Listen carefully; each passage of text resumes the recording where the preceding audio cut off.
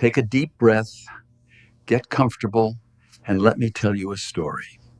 The ballroom inside the luxury resort outside Dallas looked perfect from the outside. Golden chandeliers glittered above hundreds of wealthy guests. Soft jazz floated through the air, while servers carried champagne between tables covered in white roses and crystal centerpieces. Investors, influencers, church relatives from Houston, and business executives filled the room, smiling for cameras and recording videos for social media. At the center of it all stood Anna. Her wedding gown fit her like it had been designed for royalty. Calm, elegant, beautiful. Beside her stood Jackson. But unlike Anna, Jackson looked uncomfortable. His jaw tightened every few seconds. His hands stayed locked together near his waist. Even the expensive smile he usually wore around investors looked weak tonight. A few guests noticed. Most didn't, because everyone was too busy admiring what looked like the perfect millionaire wedding. Then everything changed.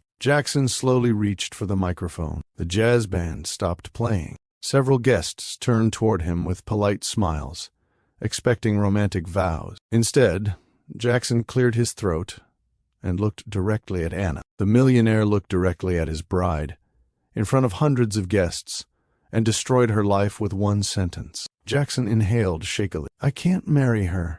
The room went silent. A confused murmur moved across the ballroom. Anna blinked once, but said nothing. Jackson continued, "Because I'm in love with someone else." A champagne glass slipped from somebody's hand and shattered against the marble floor. Gasps exploded across the ballroom. Phones lifted instantly. People started recording before the shock even settled in. One of Anna's bridesmaids covered her mouth in disbelief while another whispered, "Oh my God." Several investors exchanged uncomfortable looks near the front tables. Church relatives from Houston stared at Jackson like they wanted to drag him outside personally. Near the back of the ballroom, Anna's aunt kicked off one of her heels so fast that two cousins grabbed her arms before she could throw it. "Loretta, don't do it," one cousin hissed. "He lost his damn mind," she snapped. Jackson's business associates avoided eye contact completely, and standing only a few feet away was the woman responsible for all of it, the mistress. Perfect makeup, perfect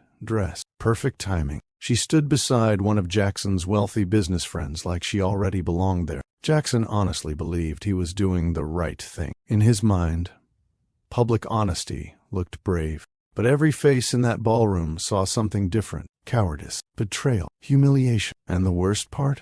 Anna had trusted him completely. Have you ever loved somebody so deeply that you ignored every warning sign, only to realize they had already checked out emotionally? Because that was the exact moment Anna's entire future cracked apart in front of hundreds of people. But what happened after this moment ruined Jackson's life, far worse than losing the marriage. Welcome back to Mr. George Stories, where life's most powerful lessons come wrapped in unforgettable tales. If you're new to this family, thank you for joining us. Please hit the subscribe button, because it helps us share stories like this on YouTube. Nobody moved, not the guests, not the wedding staff, not even the musicians near the stage. The ballroom stayed frozen in stunned silence after Jackson's confession. Anna stood there holding her bouquet while dozens of phones remained pointed at her face, waiting for the emotional explosion everybody expected. One bridesmaid already looked seconds away from crying. A church relative whispered, "Baby, somebody go check on her." But Anna never broke. She simply looked at Jackson quietly. For a brief moment, his expression stayed confident, almost relieved, like a man who believed honesty automatically made him noble. But that confidence disappeared the second Anna smiled. It wasn't a smile filled with pain. It wasn't forced. It was calm, controlled, and Jackson recognized it immediately. Throughout their relationship, Anna only smiled like that when she already knew something other people didn't. The realization hit him hard enough to tighten his chest. For the first time all night, Jackson looked nervous. Anna slowly handed her bouquet to one of the bridesmaids before smoothing the front of her wedding dress with steady hands. No yelling, no begging, no dramatic speech. That scared Jackson more than anger ever could, because he suddenly felt like the only person in the room who didn't understand what was happening anymore. The mistress folded her arms confidently at first, but even she started looking uncertain. Anna took one calm step toward Jackson. The sound of her heels against the marble floor echoed through the ballroom, soft, steady, controlled. Every guest watched her closely. Even Anna's cousins stopped trying to fight. Jackson opened his mouth slightly, like he wanted to explain himself again. But Anna reached into the decorative table beside the stage and picked up a small gold gift box wrapped with a white ribbon. Beautiful, simple, unexpected. She placed it carefully into Jackson's hands. His fingers tightened around it, automatically. Anna finally spoke, quietly. "Open it tomorrow morning." Alone. Jackson frowned slightly. "What is this supposed to mean?" Anna looked directly into his eyes and smiled again. That same calm smile, the one that suddenly made his stomach feel heavy. "You'll understand tomorrow." The room stayed completely silent. Nobody could even pretend to care about the wedding anymore. Every person there became focused on that small box sitting in Jackson's hands. Anna stepped around him gracefully and began walking toward the ballroom exit. Her family followed immediately. No screaming, no scene, no emotional collapse. That emotional control disturbed Jackson far more than humiliation, because curiosity slowly started becoming fear. The moment Anna smiled, Jackson realized she knew something he didn't. So why wasn't she crying? What was inside the box? Why did Jackson suddenly look like the powerful man in the room had completely changed? And what could possibly destroy a millionaire faster than public embarrassment? For a split second, quick flashes crossed Jackson's mind like warning signs he could no longer ignore. Legal documents, property contracts, bank statements, investors yelling during late-night calls, whiskey bottles scattered across his office, an empty mansion, wedding videos spreading online, and suddenly, that tiny gift box no longer felt harmless. The truth was, Jackson thought he had been protecting Anna from his problems. For months, he convinced himself that keeping secrets made him a responsible man. He never told her his business empire was quietly falling apart, not when major property deals started losing money.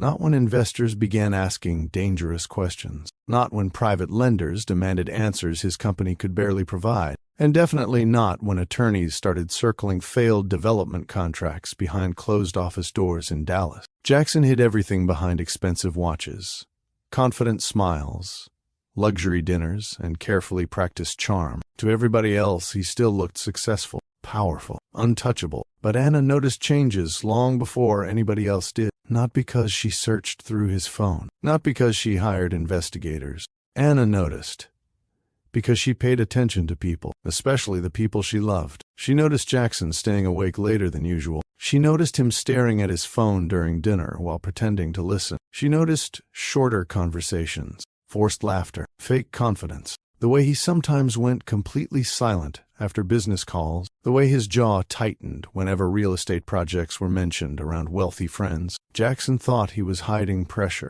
but Anna saw fear. And once she realized something was wrong, she started quietly putting pieces together herself. The dangerous thing about Anna was never loud anger, it was patience. While Jackson focused on maintaining appearances, Anna started making private calls through her own professional network in Houston. Corporate event planning had introduced her to executives, attorneys, investors, hotel owners, and business consultants across Texas. People trusted Anna because she listened more than she talked. Without Jackson realizing it, Anna slowly discovered the full truth. Several of his luxury property developments were bleeding money. One major deal was barely surviving. Investors were already considering backing away quietly before public damage hit. And if one more project failed publicly, Jackson's reputation could collapse with it. Anna had every reason to walk away. Instead, she started protecting him quietly. She arranged introductions between investors and Jackson's company. Without taking credit, she calmed worried business contacts during private conversations. She used her reputation to buy Jackson time he didn't even know he needed. And while Jackson became emotionally distant, Anna worked behind the scenes trying to save the future she believed they were building together. A future that included marriage, children, peace, partnership. What Jackson never realized was that the woman he embarrassed publicly in front of hundreds of guests secretly controlled the one deal keeping his empire alive. And he had absolutely no idea. That was the real tragedy. Jackson thought Anna needed his money. Reality was much harder for his ego to accept. He needed her wisdom. He needed her loyalty. He needed the stability she brought into every room she entered. But by the time Jackson finally understood that truth, it was already too late. By the next morning, Jackson's perfect public image had already started collapsing. Clips from the wedding flooded social media before sunrise. One video showed Anna standing silently while Jackson confessed his love for another woman. Another clip captured guests gasping as phones lifted across the ballroom. The internet reacted exactly how you would expect. Some people mocked him. Some defended Anna fiercely. Business blogs began questioning Jackson's judgment before the weekend even ended. And investors hate one thing more than failure: embarrassment. Phone calls that Jackson once received instantly suddenly went unanswered. Several business associates stopped returning messages altogether. Even worse, the woman Jackson chose over Anna slowly became colder once she realized his financial situation was not as stable as he claimed. The same confidence that once made Jackson attractive started turning into irritation, stress, short temper, paranoia. His massive mansion outside Dallas became painfully quiet at night. No music. No laughter, no late-night conversations in the kitchen, no Anna. One evening, Jackson tried cooking alone for the first time in years. Simple pasta, nothing complicated. He burned it completely. Smoke filled the kitchen while he stood there frustrated, staring at a drawer full of spices he didn't know how to use. And suddenly he remembered teasing Anna, months earlier, for organizing the kitchen cabinets by labels. Back then, he laughed about it. Now he could not even find salt. Funny enough, that tiny moment hurt more than business losses, because for the first time Jackson started realizing how much peace Anna quietly brought into his life every single day. Jackson thought losing Anna was temporary, until he realized she had been the emotional and strategic foundation holding his entire world together. But the most painful truth had not even reached him yet, because the wedding gift sitting unopened inside his office was never created for revenge. Anna originally prepared it to protect their future marriage. Everything she built, every connection, every sacrifice, every investment, every solution, it was supposed to become their foundation after the wedding. The millionaire believed he abandoned a woman who needed him. But by the next morning, he discovered he had destroyed the only person who ever truly loved him without caring about his money. Watch until the end, because the truth inside Anna's wedding gift changes everything. And trust me, Jackson's downfall is only the beginning. The night Anna met Jackson started with a disaster, not a small problem, a real disaster. One of Houston's biggest charity galas had barely 90 minutes before guest arrival when the lead event coordinator quit after a screaming argument with one of the sponsors. By 6 o'clock, the ballroom inside the downtown luxury hotel looked like controlled panic. Staff members rushed between tables, carrying floral arrangements that were still unfinished. A lighting technician argued with a sound engineer near the stage, while two waiters nearly collided carrying trays of champagne glasses through the crowded hallway. Near the entrance, one volunteer looked seconds away from crying, while staring at a seating chart that no longer matched the guest list. And right in the middle of all that chaos stood Anna, calm, focused, holding a clipboard in one hand and her phone in the other. Table 12 moves closer to the stage, she instructed quickly. The sponsors from Dallas need visibility during the auction. A staff member nodded and rushed away. Another worker approached her nervously. We just lost one of the violinists. Anna didn't even blink. Call the agency and tell them I'll double the replacement fee if somebody arrives within 30 minutes. But accounting, I'll handle accounting later. The worker hurried off immediately. Anna checked the ballroom again carefully. Every detail mattered. The charity gala brought together wealthy business owners, politicians, athletes, and social media personalities from across Texas. One mistake tonight could damage reputations and future contracts. And Anna refused to let the event fail. Her black evening dress looked elegant without trying too hard. Gold earrings framed her face, while her heels clicked confidently against the marble floor as she moved between staff members giving instructions. One older hotel manager shook his head in disbelief while watching her reorganize an entire dinner layout in less than 10 minutes. I don't know how you're still standing, he admitted. Anna smiled lightly. Panic wastes time. Meanwhile, across the ballroom entrance, Jackson arrived surrounded by the kind of attention money naturally attracted. Expensive suit, luxury watch, confident posture. Several people greeted him before he even reached the reception area. Jackson handled it smoothly, with practiced charm. A handshake here, a laugh there, a quick greeting to investors near the bar. From the outside, he looked perfectly comfortable in rooms like this. Truthfully, he was bored already. Most luxury events felt exactly the same to him now. Same conversations, same fake smiles, same competition disguised as networking. One wealthy businessman immediately launched into a 15-minute conversation about golf memberships before Jackson politely escaped toward the ballroom. That was when he noticed Anna. Not because she was trying to attract attention. Actually, the opposite. Everyone else looked overwhelmed. Anna looked in control. Jackson paused near the entrance, quietly watching her reorganize staff members like a field commander managing a crisis. A waiter accidentally dropped a tray nearby. Several glasses shattered across the floor. The young waiter froze in horror. Anna walked over immediately. "You hurt?" The waiter shook his head nervously. "No, ma'am." "Good. Grab another tray and breathe before you pick it up. Nervous people break expensive things twice." The waiter laughed awkwardly from relief. Jackson found himself smiling slightly. Interesting. Most people in luxury environments either panicked under pressure or became rude. Anna did neither. A loud voice interrupted the room suddenly. "This seating arrangement is unacceptable." A wealthy older guest stood near the front tables looking furious, while pointing aggressively at his assigned seat. Jackson recognized him immediately. One of those men who treated minor inconveniences like federal crimes. The guest waved the seating card dramatically. "Do you know who I am?" Anna walked over smoothly. "Yes, sir." "Then why am I sitting this far from the stage?" "Because there are 400 guests tonight."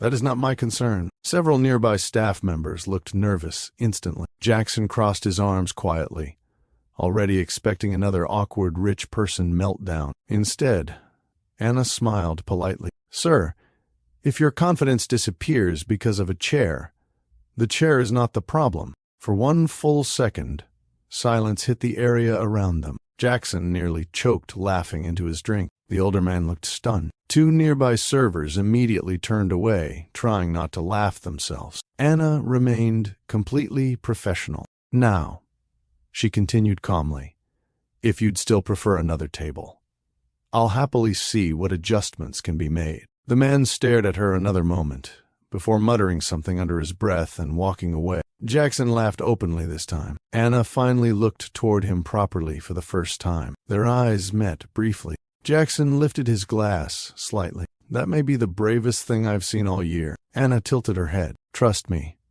Houston traffic prepares you for difficult personalities." Jackson smiled wider immediately. "Okay." She was funny too. He stepped closer. "Jackson." "Anna." "No last name?" "You haven't earned that yet." Jackson laughed again before realizing something unusual. He genuinely enjoyed talking to her already. That almost never happened this quickly anymore. Most conversations bored him within minutes. But Anna felt different, natural, sharp, completely unimpressed by him. "You run events like this often?" he asked. Unfortunately, Anna glanced around the ballroom. Rich people panic faster than toddlers when things stop looking expensive. Jackson burst out laughing loud enough that a nearby couple turned toward them. "You know," he admitted, "most people here are trying very hard to impress me." Anna looked him over casually. "Should I be?" That caught him off guard immediately. Not rude, not flirtatious, just honest. And somehow that made her even more attractive. Jackson leaned slightly closer. "You don't care who I am, do you?" "I care whether you're polite to catering staff. The rest can be researched later." Jackson stared at her for half a second before shaking his head slowly. "That might be the most terrifying answer anybody's ever given me." Anna smirked faintly. "Good." A staff member hurried toward her again. "Anna, the auction donor from Austin just changed his presentation request." "Of course he did," she muttered. Jackson watched her take control of the problem, instantly, without losing composure. No drama, no performance, just competence. And for reasons he could not fully explain yet, Jackson suddenly wanted her attention more than anyone else's in the building. Not because she admired him, because she didn't. That was new and dangerously refreshing. Nearly an hour later, after the gala finally settled into smooth operation, Jackson found Anna standing briefly near the ballroom balcony overlooking downtown Houston. For the first time all night, she looked still. Jackson approached carefully. "You finally stopped moving." Anna exhaled softly. "Temporarily. You always this calm." "No. I just don't enjoy embarrassing myself publicly." Jackson smiled knowingly. "That explains why you handled Mr. Chair crisis better than I would have." Anna laughed quietly. "That man owns 3 car dealerships and somehow almost lost a fight against table placement." Jackson leaned against the balcony rail beside her. The city lights stretched across Houston below them. For a moment, the noise from the ballroom faded behind them, and unexpectedly, talking to Anna felt peaceful. Not strategic, not performative, just easy. Jackson had spent years surrounded by people obsessed with status, but standing beside Anna felt different from every luxury conversation he'd had in years. Real, and that difference stayed with him long after the gala ended. Have you ever met somebody who humbled you instantly? Comment below. Jackson expected to forget about Anna after the gala. That was usually how these things worked. A good conversation, a little attraction, maybe dinner once or twice. Then life moved on. But 3 days after the event, he caught himself thinking about her during a business meeting in Dallas, while one executive spent 20 straight minutes discussing parking structures. By the time the meeting ended, Jackson checked his phone twice before finally giving up and texting her. "You insult wealthy people professionally or only during charity events?" Anna replied 4 minutes later. "Depends. Are you asking as a concerned citizen or a future victim?" Jackson laughed quietly to himself in the back seat of his driver's SUV. That text turned into another, then another. Before long, they were talking almost every night. At first, it was playful. Anna teased him constantly, especially about rich people habits. Jackson once sent her a photo of a private steak dinner in Dallas with the caption, "This place has a 12-month waiting list." Anna replied, "For meat?" Jackson stared at the message for several seconds before laughing hard enough that his driver looked back through the mirror. Another night, Jackson proudly showed her his expensive whiskey collection during a video call. Anna looked unimpressed. "You realize poor people also get drunk, right?" Jackson nearly dropped his glass laughing. Nobody talked to him like this. Nobody. Especially not women inside his social world. Most people either admired his money too much or feared offending him. Anna did neither, and that honesty became addictive fast. Within weeks, Jackson started finding excuses to travel from Dallas to Houston more often. Business meetings suddenly became flexible. Weekend schedules opened mysteriously. Even his assistant noticed, "You've been in Houston 4 times this month." Jackson casually shrugged. Better food.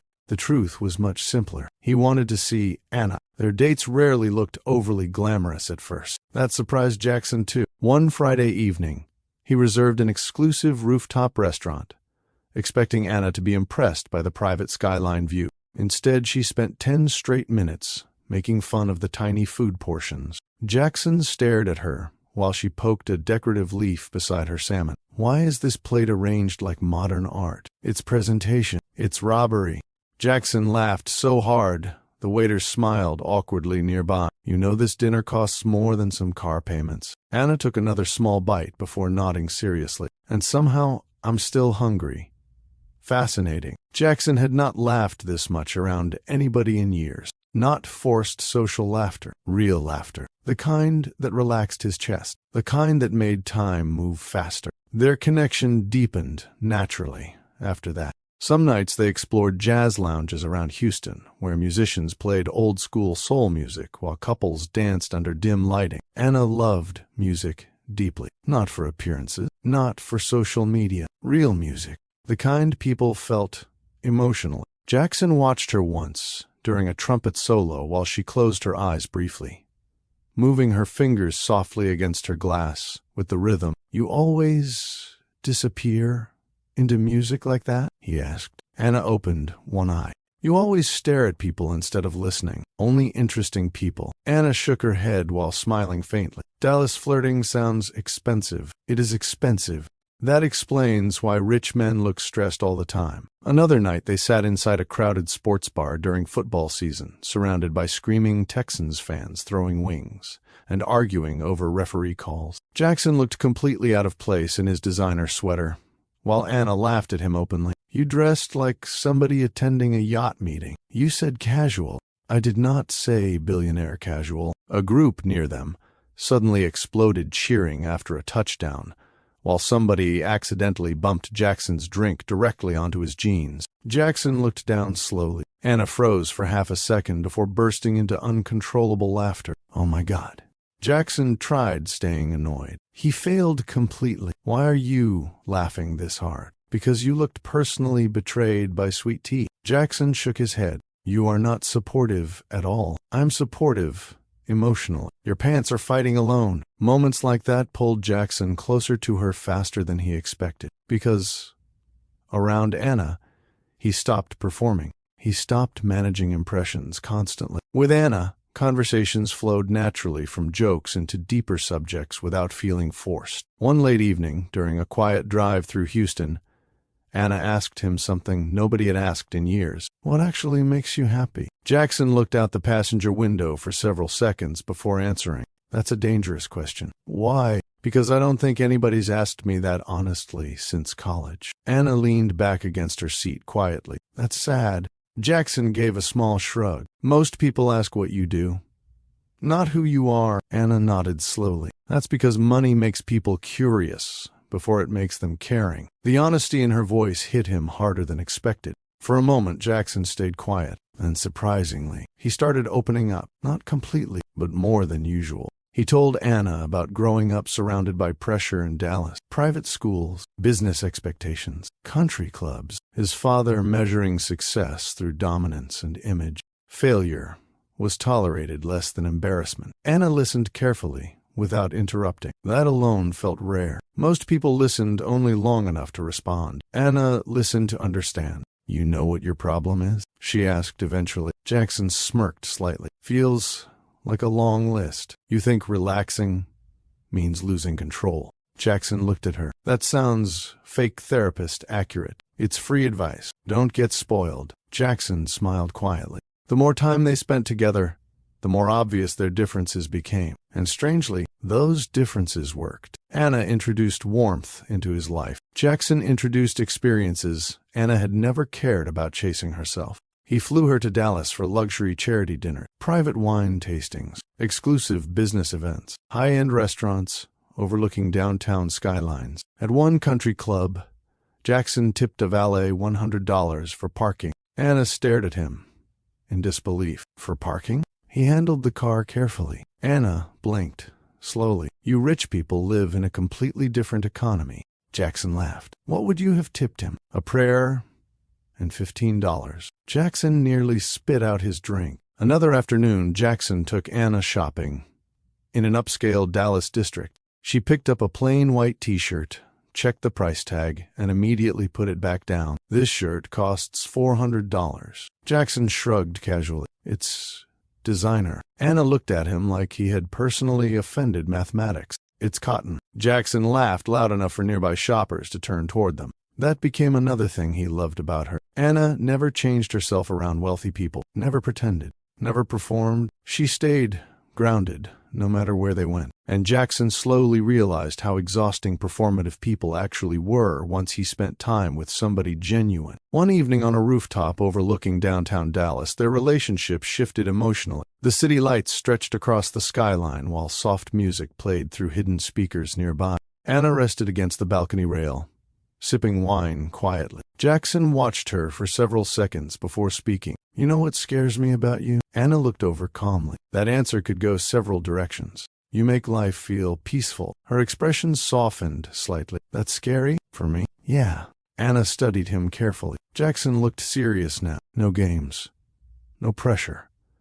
No pretending." He exhaled quietly. "I don't really have that in my world." For once, Anna did not tease him immediately. Instead, she stepped closer gently. "You know peace feels strange when you're used to pressure, right?" Jackson looked at her silently, and for the first time in years, He felt emotionally safe around someone, not admired, not managed. Safe? That feeling terrified him a little, because deep down, Jackson already knew something dangerous. He was falling in love with Anna far faster than he planned to. By the 3rd month of dating, Anna finally decided Jackson was ready to meet her family in Houston. Jackson thought he was prepared. He was not. The first warning came while they were driving through her neighborhood on Sunday afternoon. "You nervous?" Anna asked casually from the passenger seat. Jackson adjusted his watch. "No. You just checked your reflection in the mirror 3 times. I like looking successful." Anna smiled without mercy. "My cousins are about to humble you professionally." Jackson laughed confidently.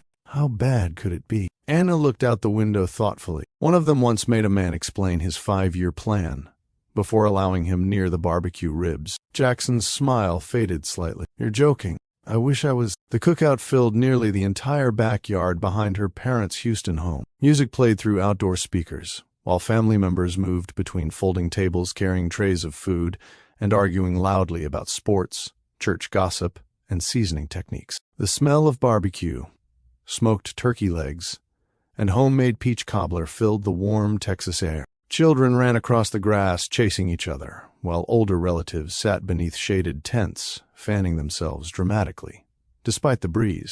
The second Jackson stepped out of the car.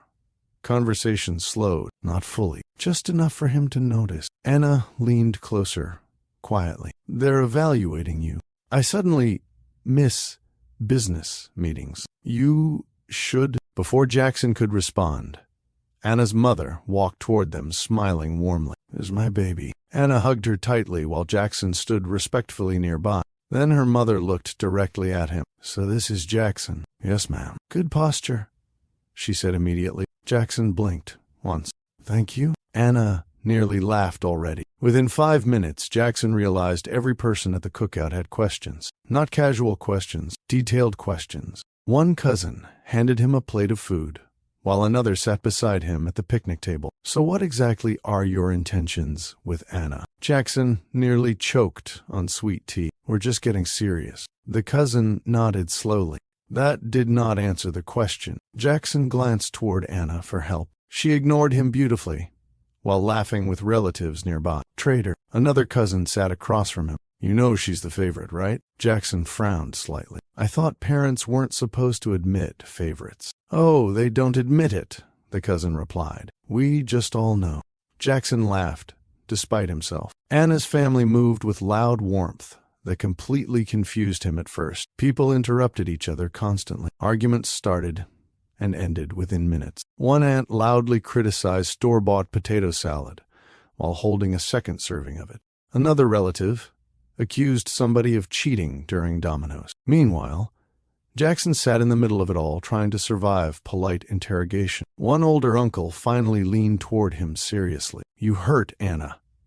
We bury you behind the garage." Anna walked past, holding lemonade. "Uncle, stop threatening people before dessert." "I said what I said." Jackson laughed nervously. "You all do background checks on everybody?" "No," Anna answered calmly. "Only the ones dating me." The strangest part for Jackson was how included he slowly started feeling despite the interrogation. Nobody cared about his money here. Not even slightly. They cared whether he respected Anna, whether he listened, whether he treated people properly. That difference hit Jackson harder than expected. At one point, Anna's father stood beside the grill, quietly flipping ribs, while Jackson helped carry drinks nearby. "You know why my daughter's difficult to impress?" he asked suddenly. Jackson looked over carefully. "Because she's smart?" "That too." Her father nodded. "But mostly because we taught her not to confuse money with character." Jackson stayed quiet. The older man continued turning ribs carefully. "A lot of men love being admired.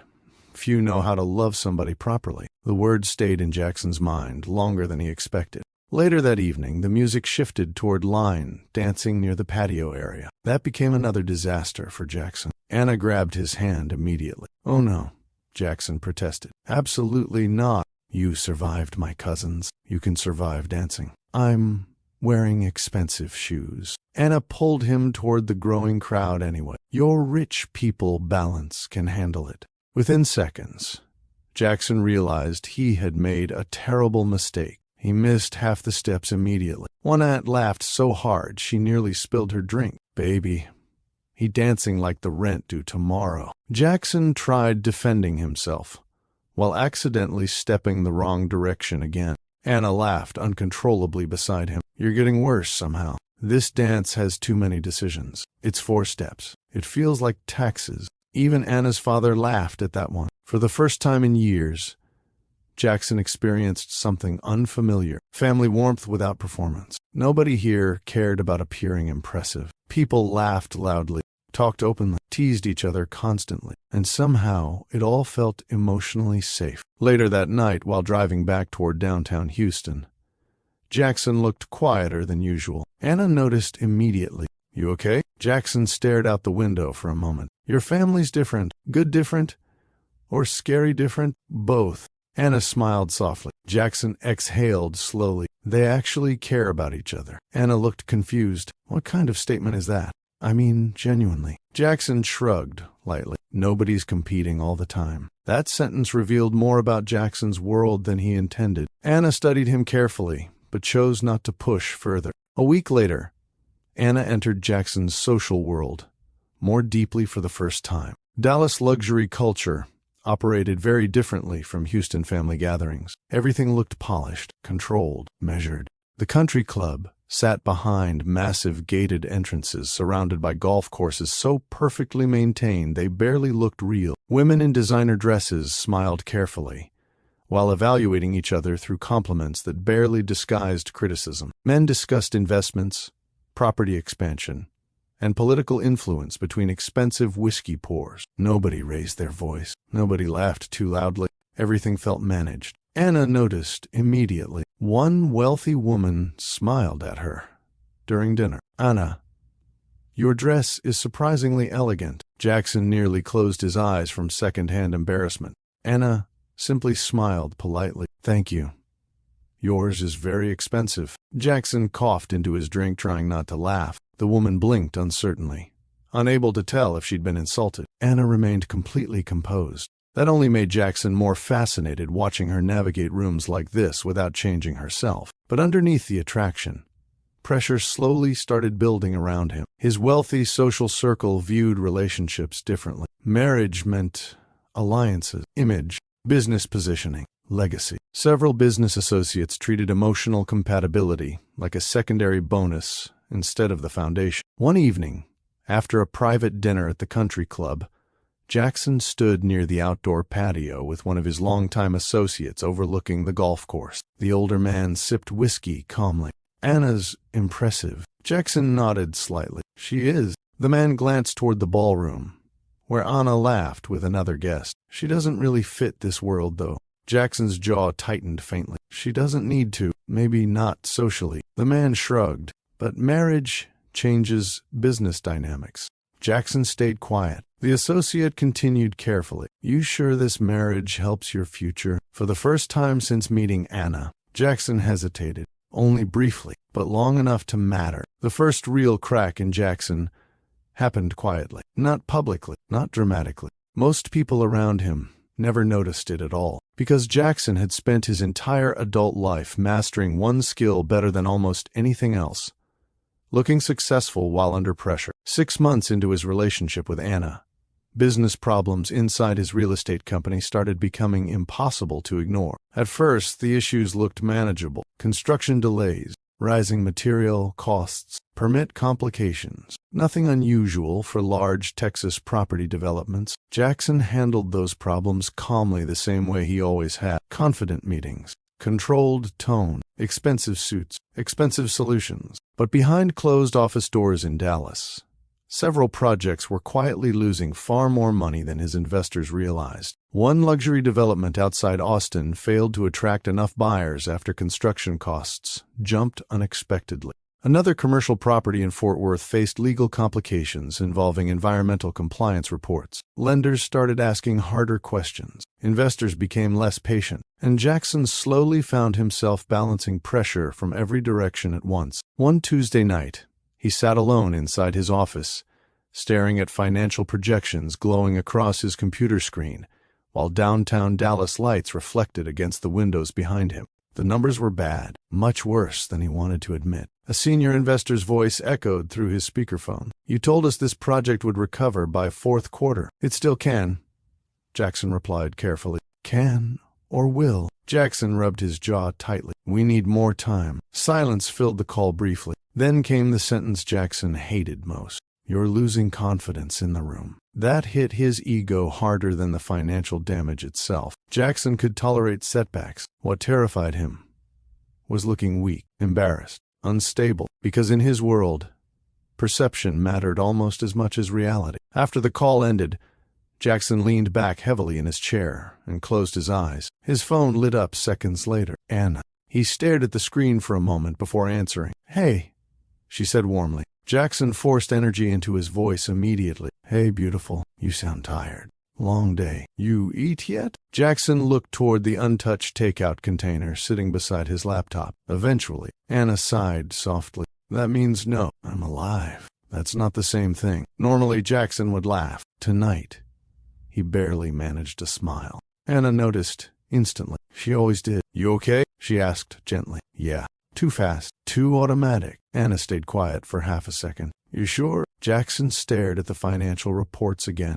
I said I'm fine. The sharpness in his voice surprised both of them. Silence followed immediately. Jackson exhaled slowly. Sorry.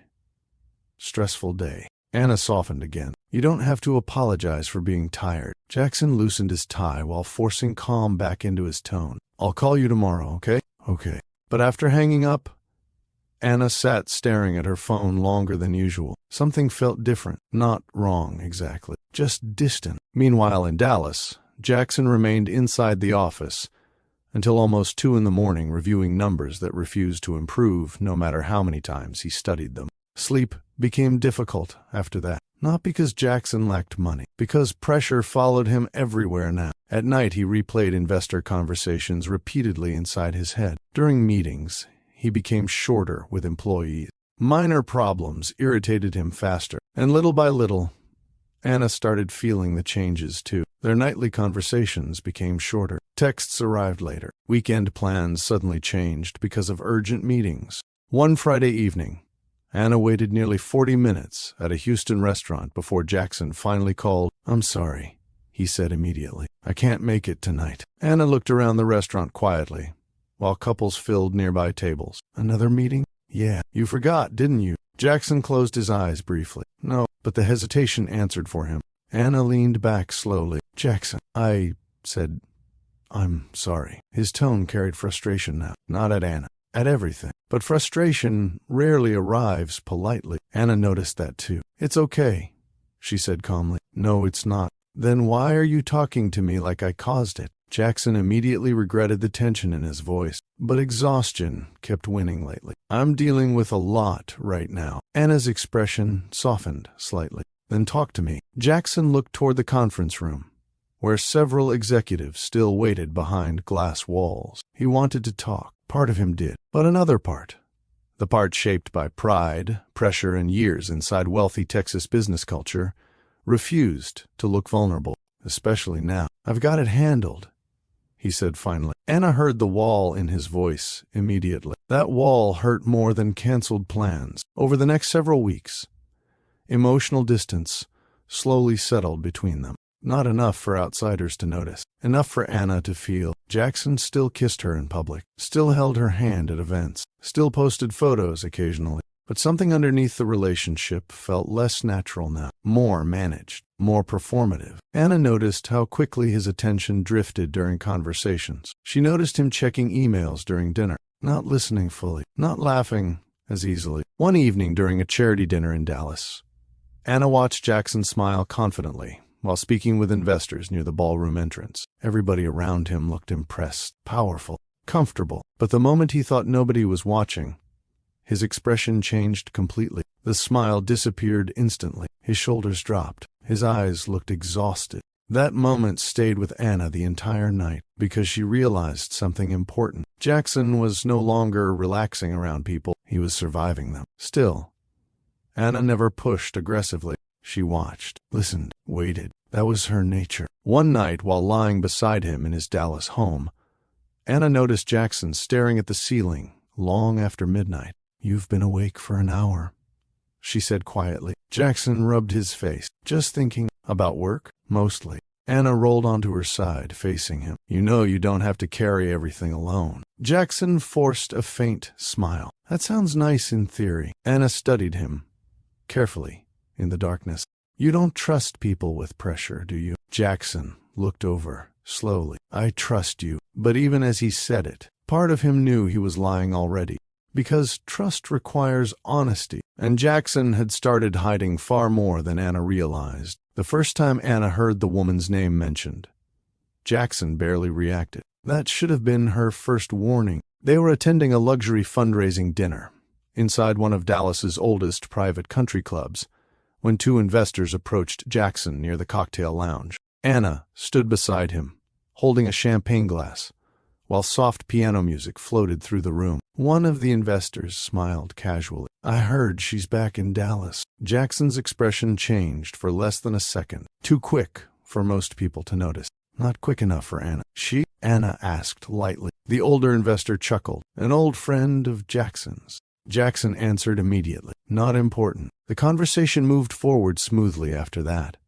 But Anna quietly stored the moment away in her mind. Not emotionally, mentally. Because Jackson almost never reacted awkwardly around people. That tiny pause mattered. Still, Anna did not overthink it yet, at least not then. Over the next few weeks, business pressure around Jackson intensified badly. Investor meetings became more frequent. Private dinners increased. Political connections suddenly mattered more than before. And inside wealthy Dallas circles, relationships were never viewed as purely romantic. Marriage carried influence, image, strategic value. One evening after another exhausting real estate meeting, Jackson attended a high-end networking event downtown where wealthy business families mingled beneath golden ballroom lighting, while photographers moved through the crowd capturing social content. Jackson looked perfectly composed from the outside. Expensive navy suit, confident smile, controlled posture. But internally he felt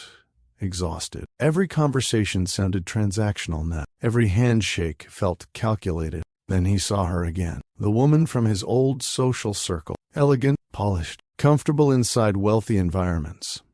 The way Anna never tried to be. She greeted Jackson warmly like no time had passed. You look stressed, she said softly. Jackson gave a tired smirk. That obvious? To me? Yes. That answer landed differently than it should have. Because lately, Jackson felt emotionally tired all the time. And unlike Anna, this woman did not challenge him emotionally. She didn't question his habits, didn't force honesty, didn't push him toward vulnerability. Instead, she made his ego feel safe. That became dangerous quickly. Over the next month, their paths crossed repeatedly through Dallas social events connected to investors and business circles. At first, Jackson justified everything easily. Professional networking, mutual connections, nothing inappropriate, at least not yet. But emotional boundaries rarely collapse all at once. Usually they weaken gradually. One dinner, one private conversation, one moment of emotional escape at a time. Meanwhile, Anna continued loving Jackson honestly. That contrast became painful without her realizing it yet. While Jackson drifted emotionally through pressure and ego,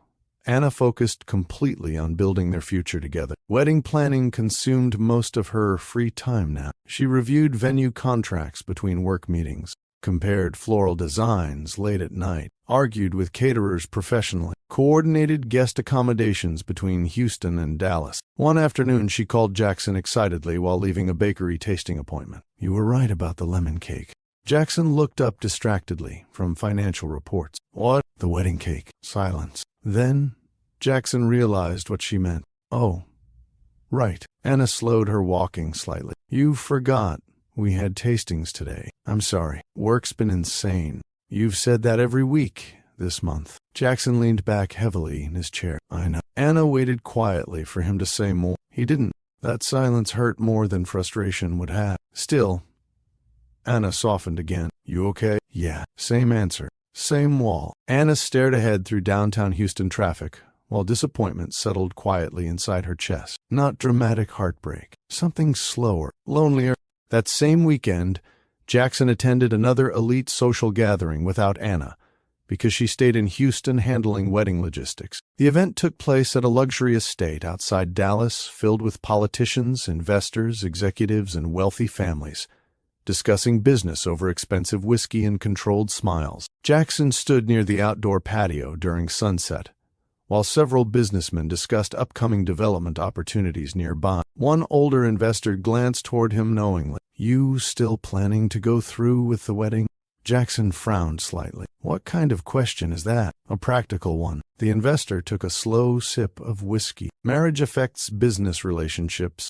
Jackson's jaw tightened faintly. "Anna's not a problem. Nobody said she was." The man shrugged casually. "But your world gets easier with the right alliances." Another executive joined quietly. "There's a reason powerful families marry strategically." Jackson hated conversations like this, mostly because part of him understood exactly what they meant. That bothered him more than it should have. Later that evening, the woman found Jackson alone near the balcony, overlooking the estate grounds. "You look miserable," she said calmly. "Rough few months. Business?" Jackson laughed once without humor. "Everything." She leaned against the railing beside him comfortably. "You know what your problem is?" Jackson smirked tiredly. "Apparently, everybody has theories lately. You're trying to build two different lives at the same time." Jackson looked over slowly. "What does that mean?" She gestured lightly toward the ballroom behind them. "You love how Anna makes you feel emotionally." Her voice stayed calm. "But this world?" She glanced around the estate. "This is still who you are." Jackson stayed quiet. Because the worst part? The statement unsettled him precisely because it touched something he had already started fearing privately. For months, he had balanced two completely different emotional worlds. Houston warmth, Dallas pressure, peace versus performance, love versus image. And lately, image had started winning more often. Meanwhile, Anna sat alone inside her Houston apartment finalizing wedding seating arrangements late into the night while jazz music played softly nearby. She smiled faintly while reviewing family names and guest lists. Despite the recent emotional distance, part of her still believed things would settle down once business pressure eased. She trusted Jackson, maybe too much. A few days later, Anna traveled unexpectedly to Dallas after a client meeting nearby ended early. She decided to surprise Jackson with dinner. At first, the idea felt romantic, simple, normal, the kind of thing couples should still do before marriage.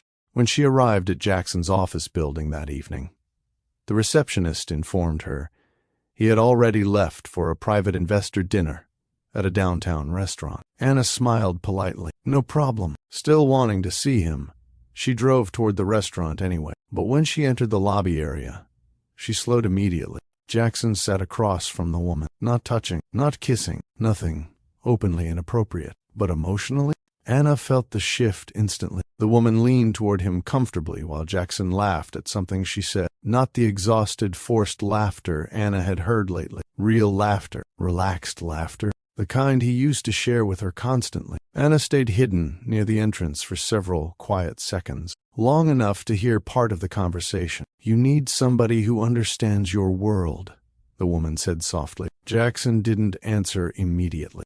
That silence hit Anna harder than words could have, because the old Jackson would have defended her instantly, without hesitation, without pause. Instead, he said nothing. Anna quietly stepped backward before either of them noticed her. Her chest tightened painfully, but her face stayed composed as she walked back toward the parking garage. For the first time since falling in love with Jackson, Anna stopped feeling emotionally secure beside him, and deep down, she knew something had started changing long before tonight. Anna did not confront Jackson after the restaurant incident. That surprised even her. A younger version of herself might have demanded answers immediately, might have asked emotional questions in the middle of the night, might have searched for reassurance. But Anna believed something important about people.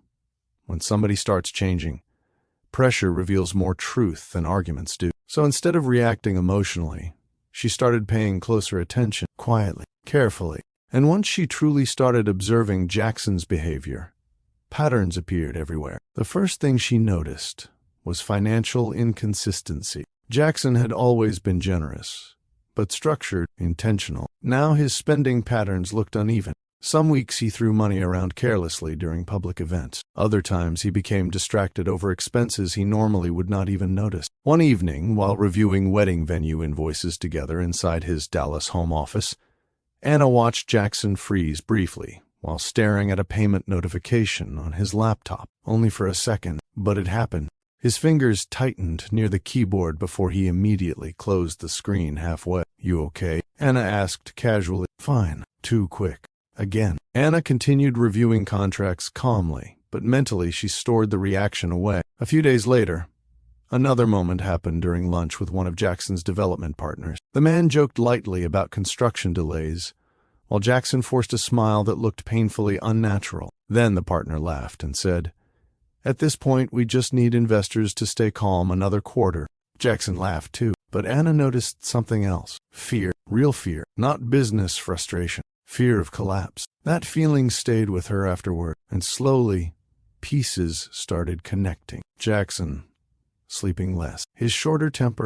Late-night calls, constant distraction, forced confidence around investors, the emotional distance. None of it felt random anymore. Anna did not snoop through his phone. She did not hire investigators. Instead, she used the one thing people constantly underestimated about her: relationships. Years of organizing corporate luxury events across Texas gave Anna access to rooms most people never entered. Executives trusted her. Hotel owners respected her. Attorneys remembered her professionalism. Financial consultants returned her calls because Anna built relationships carefully over time without using people carelessly. One afternoon, after finishing a client meeting in Houston, Anna sat inside a quiet cafe making a series of careful phone calls. Not aggressive, not dramatic, just questions. Professional questions, subtle questions. At first, the answers sounded harmless individually. Construction delays, permit complications, refinancing pressure, market instability.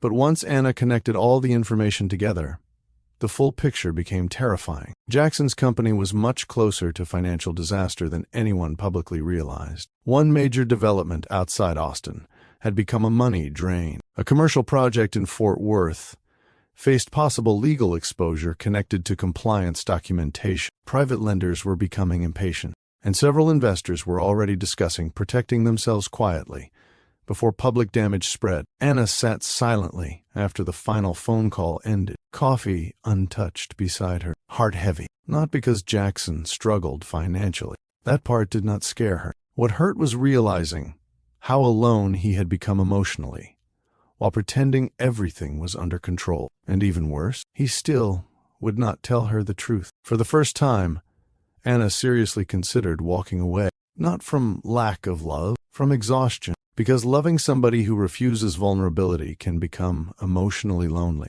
But after sitting with the pain for several days, Anna made a different decision. She decided to help him, secretly. At first, the help looked small: quiet introductions, private conversations, relationship management. Anna contacted a luxury hotel executive in Houston, whose company occasionally partnered with commercial real estate investors. Then she arranged a casual dinner introduction involving Jackson's team, without revealing her involvement. A week later, she spoke privately with another business contact connected to development financing opportunities. Slowly, carefully, Anna started stabilizing situations Jackson did not even realize were close to collapsing. She protected his reputation during conversations where investors sounded uncertain. She redirected panic, bought time, created opportunities, and she did all of it quietly because she genuinely believed they still had a future together. One night, while Jackson slept beside her after another exhausting business dinner, Anna lay awake, staring at the ceiling. Not angry, just thoughtful. She finally understood something clearly. Jackson's greatest weakness was not money problems. It was ego. He would rather suffer privately than appear weak publicly. That realization changed how Anna approached everything afterward. If she confronted him directly, Jackson would deny problems immediately. Pride would take over. So instead, Anna worked around the damage quietly. Weeks passed. Then, one conversation changed everything completely. Anna attended a luxury networking reception in Houston for one of her event clients, when she overheard two executives discussing distressed property acquisitions near the bar. Normally, she would have ignored it, until one property name caught her attention. One of Jackson's developments. Anna stayed calm externally, while listening carefully. The executives discussed the project like injured prey, already waiting for buyers once financial collapse became public. One man laughed softly. Somebody's going to steal that property for half price once the lenders panic. Anna's stomach tightened immediately, because she suddenly understood something horrifying. Jackson was not just under pressure anymore. He was running out of time. That night, Anna sat alone inside her apartment reviewing documents and market reports until nearly 3 a.m. By sunrise, she made a decision nobody around her would have expected. She used part of her inheritance money originally meant for long-term security after marriage. Then she quietly contacted legal and financial professionals through private referrals. Carefully, strategically, professionally. Over the next month, Anna formed a private LLC structured carefully enough to avoid public attention. No emotional revenge, no manipulation, just preparation. The process required absolute discretion. She brought in silent financial partners connected through trusted business relationships and quietly positioned the LLC to acquire critical distressed assets tied to Jackson's struggling developments if necessary. Anna never viewed it as stealing from him. Quite the opposite. In her mind, she was protecting their future. If Jackson's company stabilized later, the assets could strengthen their marriage financially for decades. She was building safety, protection, security for both of them. And the heartbreaking part? Jackson never noticed any of it. While Anna worked quietly trying to save his collapsing future, Jackson grew more emotionally distant every week, more distracted, more influenced by pressure around him. One evening during dinner in Dallas, Jackson barely touched his food while answering business messages repeatedly. Anna watched him silently for a moment before speaking. "You've checked your phone 14 times in 10 minutes. Jackson sighed heavily. "I'm dealing with something important." Anna looked at him carefully. "I know." Jackson frowned slightly. "What's that supposed to mean?" "Nothing." And technically, it wasn't a lie, because by then Anna already knew far more about Jackson's collapsing world than he could possibly imagine. But the biggest truth remained hidden from everyone, especially Jackson. The private LLC Anna created now quietly controlled the pathway toward ownership of the one development capable of keeping Jackson's empire alive. And he had absolutely no idea the woman planning his wedding was slowly becoming the person holding his financial future in her hands. 3 weeks before the wedding, Anna should have been happy. By every visible standard, her life looked beautiful. The luxury Dallas resort had been booked months in advance. Wedding invitations were already circulating across Texas social circles. Family members from Houston prepared travel plans. Jackson's business associates discussed the ceremony like it was another high-profile event on the Dallas calendar. Everything appeared perfect publicly, but privately, something inside the relationship felt tired. Not broken yet, just emotionally strained in ways difficult to explain aloud. Anna felt it most during quiet moments where love should have felt easiest. One evening, she stood inside the resort ballroom overseeing floral preparations while workers adjusted centerpieces beneath glowing chandeliers. White roses lined the reception tables,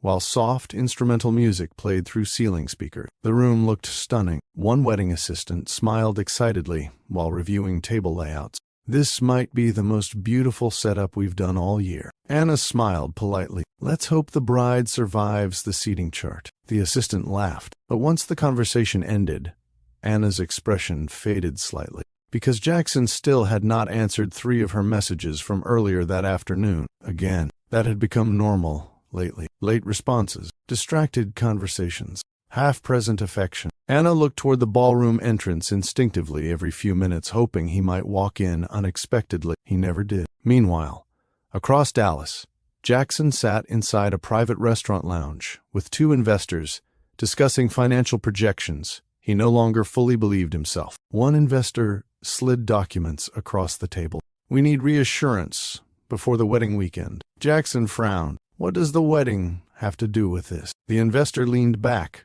calmly. "Public image affects confidence." Jackson hated hearing that word now. Confidence. Everybody wanted confidence from him. Investors, executives, business partners, family friends. Nobody asked whether he was exhausted, only whether he still looked powerful. After the meeting ended, Jackson stayed behind alone nursing whiskey, while staring blankly at the city lights outside. His phone vibrated again. Anna. He watched the screen glow for several seconds before finally answering. "Hey, you sound tired," Anna said immediately. "Long day. You've had long days for almost 3 months." Jackson rubbed his forehead slowly. "I'm handling it." Anna leaned quietly against the ballroom wall back at the resort. "That's the problem." Jackson closed his eyes. He already knew where the conversation wanted to go. Emotional honesty, vulnerability, connection. Things he once gave Anna naturally now felt harder every week. "I don't really have energy for this tonight,"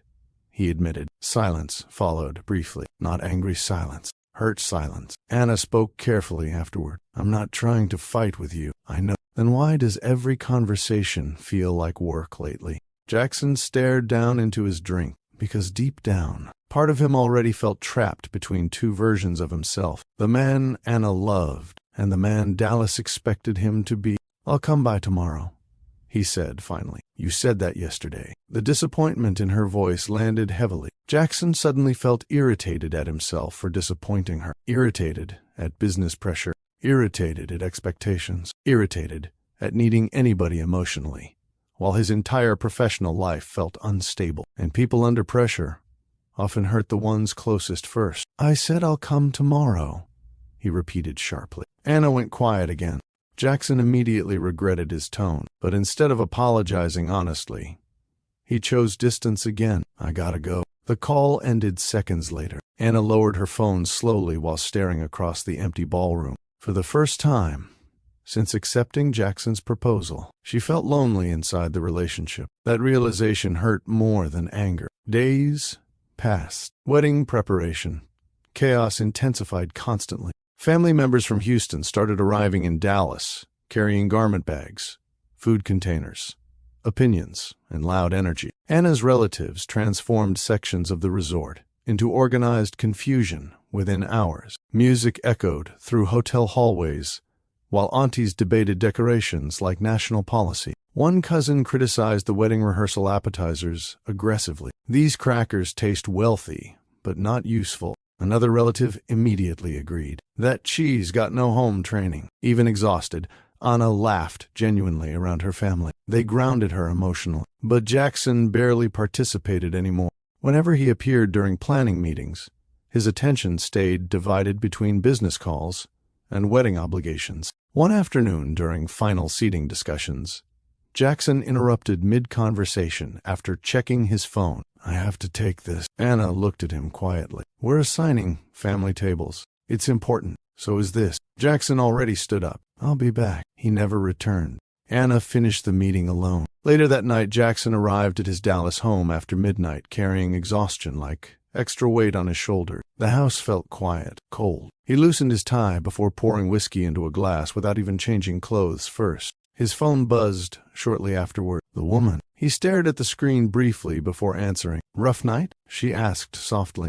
Jackson laughed once, without humor. "Rough year." Unlike Anna, she never pushed him emotionally, never challenged him toward honesty. Instead, she fed the version of Jackson already losing himself. "You think too much," she told him. "Easy for you to say." "No." Her voice stayed calm. "You care too much about disappointing everybody." Jackson leaned back heavily against the kitchen counter. At this point, disappointment feels unavoidable. "You know what your real problem is?" Jackson smirked tiredly. "Apparently, everybody has opinions lately. You built a life where you can't breathe." The words hit him harder than he expected, because lately, being around Anna started making him feel guilty. Not because she did anything wrong, because she still loved him honestly, while he emotionally drifted further away every week. And guilt becomes dangerous when people lack courage. A few days later, one of Jackson's longtime friends confronted him privately after noticing the growing tension. They stood outside the resort during a wedding preparation event while staff moved decorations nearby. "You need to figure out what you're doing,"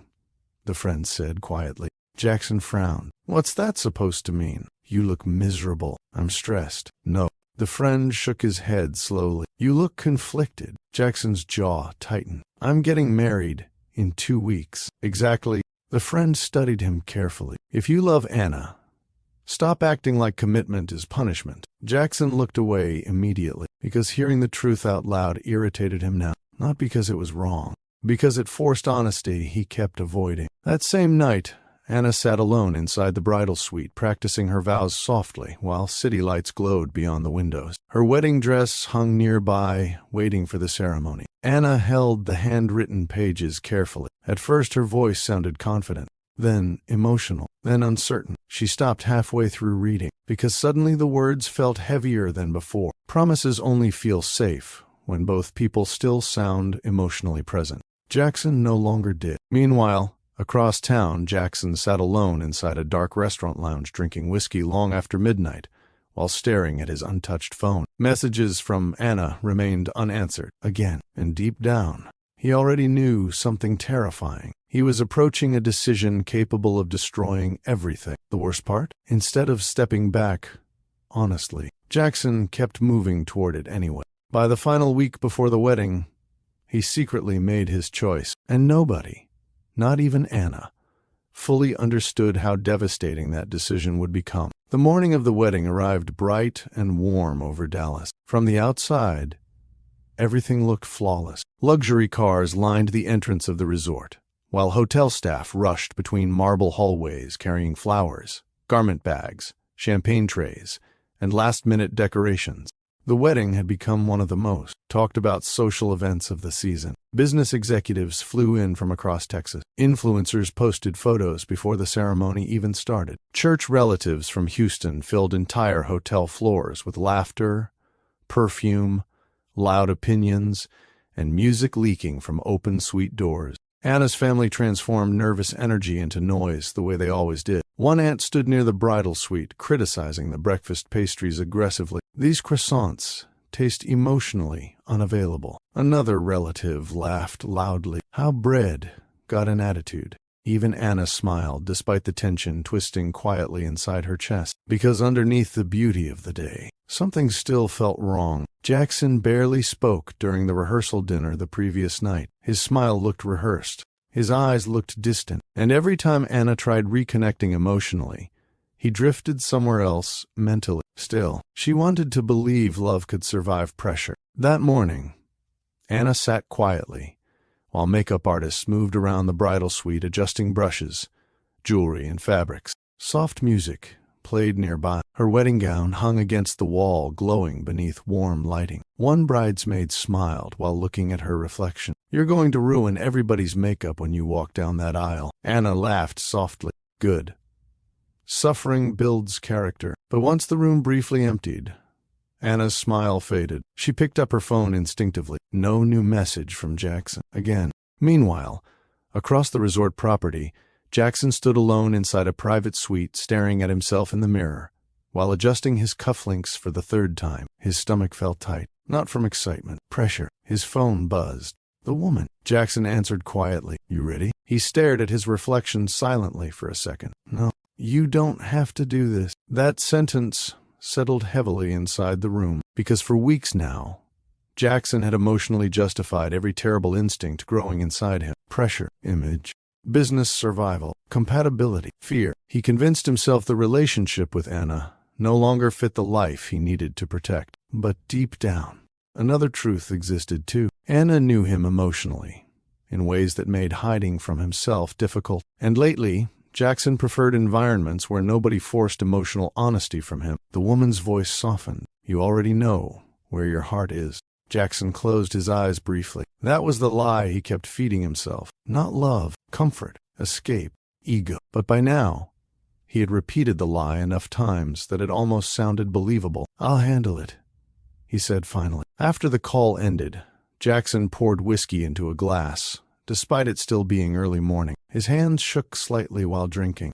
One of his longtime friends entered the suite moments later and immediately noticed the tension. "You look sick." Jackson forced a faint smile. Probably wedding nerves. The friend studied him carefully. "No, this feels different." Jackson stayed quiet. The friend lowered his voice. "If you're about to make a mistake, now's the time not to." That sentence lingered painfully between them, because somewhere deep inside, Jackson already knew exactly what he planned to do, but ego had reached the point where turning back felt harder than destruction. Outside, the ceremony preparations continued beautifully. White floral arrangements lined the outdoor aisle overlooking the resort lake. Soft violin music floated through hidden speakers while guests filled rows beneath elegant cream-colored canopies. Phones captured everything. Luxury fashion, famous guests, perfect scenery. From a distance, the wedding looked like a magazine cover.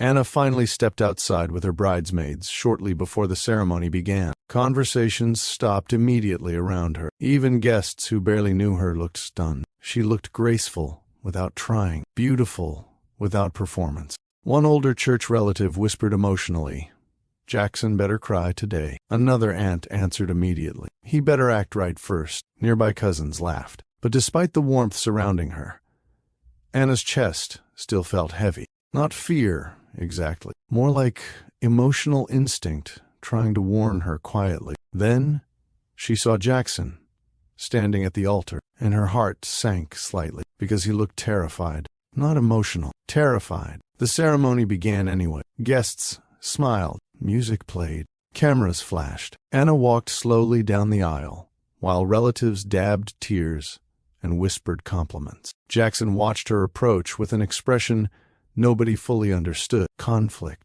fear, pressure, regret, all trapped behind expensive composure. When Anna finally reached him, she looked directly into his eyes. For one brief second, she searched for the man she fell in love with. The man who laughed with her inside jazz lounges. The man who survived line dancing humiliation at her family cookout. The man who once admitted she made life feel peaceful. But standing in front of her now, Jackson felt emotionally far away. The officiant began speaking. Marriage, commitment, love, family. Words filled the warm Dallas air while guests listened quietly. Jackson barely heard any of it. His thoughts raced violently beneath the surface. Pressure from investors, business instability, fear of weakness, fear of choosing wrong, fear of disappointing powerful people, fear of becoming trapped emotionally while everything else collapsed around him. And eventually, fear won. The officiant smiled gently. "Jackson, do you take Anna?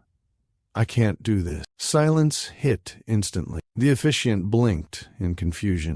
Anna stared at Jackson without moving. Several guests laughed nervously at first. Assuming it was a joke, Jackson swallowed hard, then said the sentence that destroyed everything. "I can't marry her because I'm in love with someone else." The world stopped. A champagne glass shattered somewhere near the back rows. Gasps exploded across the ceremony seating. Phones lifted immediately. One bridesmaid covered her mouth in horror. Investors exchanged stunned looks. Church relatives from Houston reacted loudly within seconds. "You got us messed up." "What?" "Oh, hell no." One aunt nearly launched her shoe before two cousins grabbed her arms instantly. "Don't do it. Move before I bless him personally." Jackson's business associates looked physically uncomfortable now. Even the officiant stepped backward awkwardly. And standing several rows behind the guests, the woman slowly appeared. Beautiful, controlled, certain. The sight of her confirmed everything instantly. Anna felt the humiliation hit her body physically, not loudly, quietly, like pressure crushing inward all at once. Hundreds of eyes focused on her. Phones recording, whispers spreading, public destruction unfolding in real time. Jackson looked at Anna expecting tears, anger, anything. Instead, Anna smiled, softly, calmly, and the second that smile appeared, Jackson's stomach tightened violently. Because throughout their entire relationship, Anna only smiled like that when she already understood something other people didn't. The emotional atmosphere changed immediately. Confusion turned psychological. Even the guests sensed it. Why wasn't she breaking down? Why did Jackson suddenly look nervous? Anna stared at him quietly for several seconds, while the entire ceremony waited breathlessly. Then she handed her bouquet calmly to one bridesmaid. No shaking hands, no dramatic collapse, no screaming. That emotional discipline disturbed Jackson far more than public anger would have, because suddenly he no longer felt in control of the situation. Anna stepped closer slowly. The sound of her heels against the platform echoed sharply in the silence. Jackson opened his mouth. "Anna, She reached into a decorative gift arrangement near the altar and removed a small, elegant box wrapped in white ribbon. Guests stared openly now.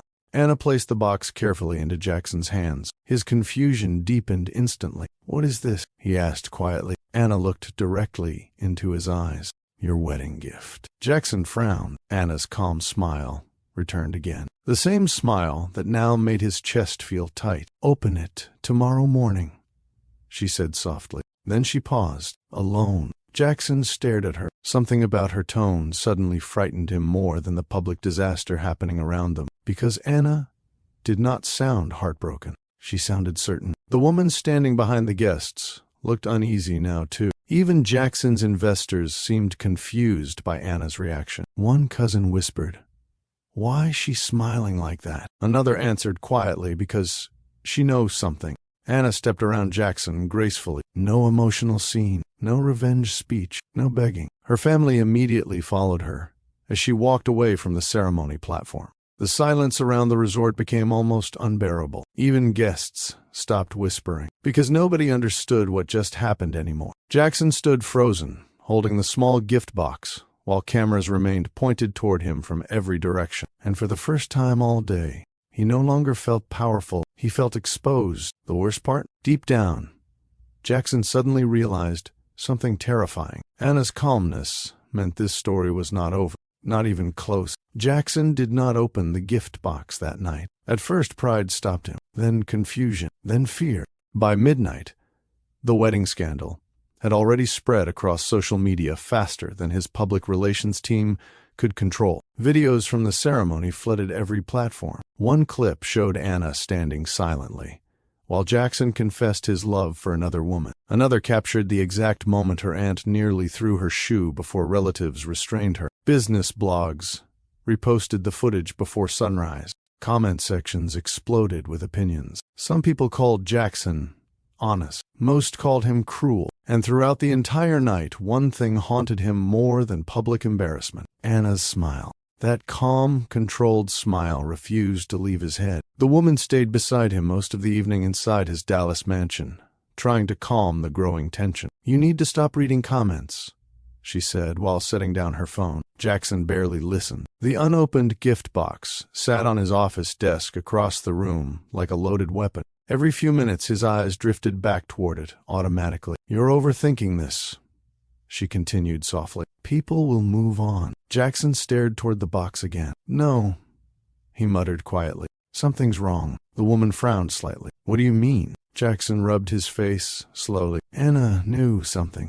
That doesn't even make sense." "It does to me." Because Jackson suddenly remembered every moment Anna smiled like that during their relationship. Whenever she figured something out before other people. Whenever she already understood a situation completely.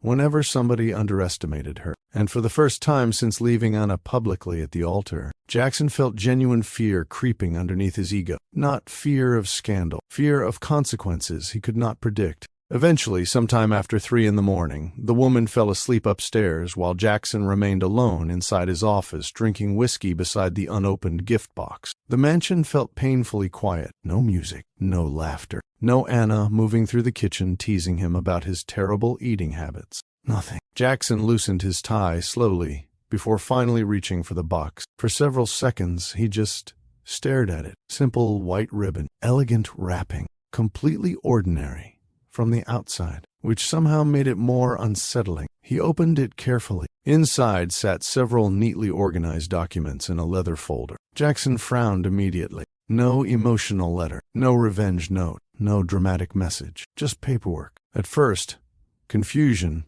replaced fear. Then he started reading, and everything changed. The first section contained detailed financial records connected to several failing real estate developments inside his company. Jackson's chest tightened instantly. Every hidden debt, every delayed lender payment, every refinancing issue, everything. Anna somehow knew all of it. He flipped pages faster now. Attached behind the financial reports were private restructuring agreements involving investor negotiations he had never personally secured himself. Jackson froze, because several names listed there belonged to investors who recently stopped pressuring his company aggressively. At the time, Jackson assumed market conditions shifted in his favor. Now he realized something far more disturbing. Anna had intervened quietly behind the scenes. Jackson kept reading. Private meeting arrangements, business introductions, strategic financial partnerships, protective agreements delaying legal escalation on one of his collapsing developments. Every page revealed another invisible crisis. Anna secretly stabilized without taking credit. Jackson sat back slowly in disbelief. His mind raced through the last several months differently now. The sudden investor patience, the delayed lawsuits, the business opportunities appearing unexpectedly, the pressure easing temporarily whenever situations looked close to disaster. It was Anna. The entire time, while he emotionally pulled away from her, she was secretly protecting him. His stomach turned violently. Then he reached the final section. Ownership records. Jackson frowned deeply while reviewing the legal paperwork more carefully. The documents detailed property acquisitions connected to one of the only surviving developments keeping his company financially afloat. At first, he did not fully understand what he was reading. Then realization hit him like physical impact. A private LLC had quietly acquired controlling interest in critical distressed assets tied to the development. Jackson checked the ownership signatures again and again. Anna, not fully alone, but strategically positioned through silent partnerships and private financial structuring. Jackson's hands started shaking because he immediately understood what this meant legally. If the marriage had happened, those assets would eventually strengthen their combined financial future. But the marriage never happened, which meant Anna now legally controlled the pathway to the one project capable of saving his collapsing empire. And Jackson had publicly humiliated her before the wedding finalized, cleanly, legally, irreversibly. No screaming, no revenge threats, no emotional games, just consequences. Jackson leaned forward heavily, breathing harder now. The room suddenly felt smaller. Every arrogant assumption he made about Anna shattered at once. He thought she depended on him financially. Reality proved the opposite. He thought she could not understand his business pressure. Meanwhile, she quietly understood his collapsing company better than some of his own executives. He thought she lacked the sophistication to survive his world. But Anna had outmaneuvered experienced investors without ever humiliating him publicly. And worst of all, she never used any of it against him until after he destroyed the relationship himself. Jackson grabbed another document from the folder. This time his eyes stopped on handwritten notes attached near the back. Not angry notes, not insults. Planning notes, ideas for future development strategies, family investment projections, long-term partnership goals. One sentence near the bottom nearly broke him emotionally. This should finally give Jackson room to breathe after the wedding. Jackson stared at the page motionlessly, because suddenly the truth became impossible to escape. Anna never built any of this to destroy him. She built it to protect their future together. While he spent months hiding problems behind ego and emotional distance, Anna quietly carried pressure beside him without recognition. She believed in him, while he doubted their relationship. She protected his reputation, while he emotionally betrayed her. And the devastating part? She never even demanded praise for it. Jackson lowered the document slowly before covering his mouth with one trembling hand. For the first time in years, he felt ashamed of himself completely. Not embarrassed publicly, ashamed privately. There was a difference. His phone buzzed suddenly across the desk. One of his investors. Jackson ignored it. Another call followed immediately afterward. Then another. Messages flooded his screen rapidly. Questions, concerns, meeting requests, crisis management discussions.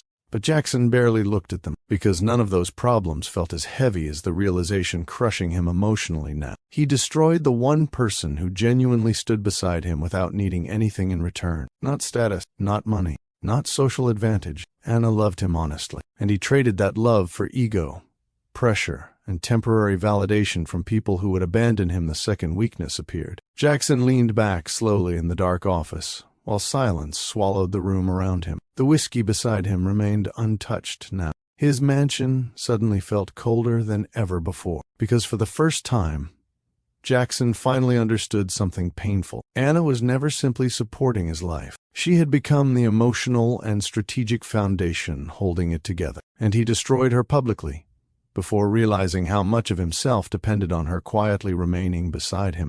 The internet moved faster than Jackson expected. By Monday morning, the wedding disaster had escaped far beyond Dallas social circles. Clips from the ceremony spread across every platform imaginable. One video captured Jackson saying, I can't marry her because I'm in love with someone else. Another showed guests gasping while phones lifted across the ceremony seating. But the clip people replayed most, Anna smiling calmly before handing him the gift box. That moment fascinated people online. Comment sections exploded with theories. Some viewers called Anna dangerous. Others called her brilliant. Millions of strangers debated a relationship they barely understood. And every viral repost damaged Jackson's image further. Inside his downtown Dallas office, tension spread quickly among executives who suddenly looked nervous every time Jackson entered meetings. Not because of romance, because public humiliation affects investor confidence, and confidence was already fragile. One executive slid a tablet across the conference table during an emergency meeting. A business blog headline filled the screen. Can investors trust a CEO making emotional decisions publicly? Jackson's jaw tightened immediately. This is gossip. No, another executive answered carefully. This is reputation risk. Jackson hated that phrase now. Reputation risk. The room stayed tense while financial projections glowed across monitors nearby. Several investors had already postponed meetings scheduled after the wedding. One development partner requested clarity regarding leadership stability. Another quietly reduced involvement in an upcoming project. Jackson responded the only way he knew how. Control the image, fight perception, push harder. We move forward exactly as planned, he said firmly. Nobody panics. But even while speaking, Jackson noticed something unfamiliar inside the room. Doubt. Not loud doubt. Worse, quiet doubt. The kind wealthy businessmen hide behind polite expressions. That same afternoon, Jackson's public relations team advised him to release a statement online. Something controlled, professional,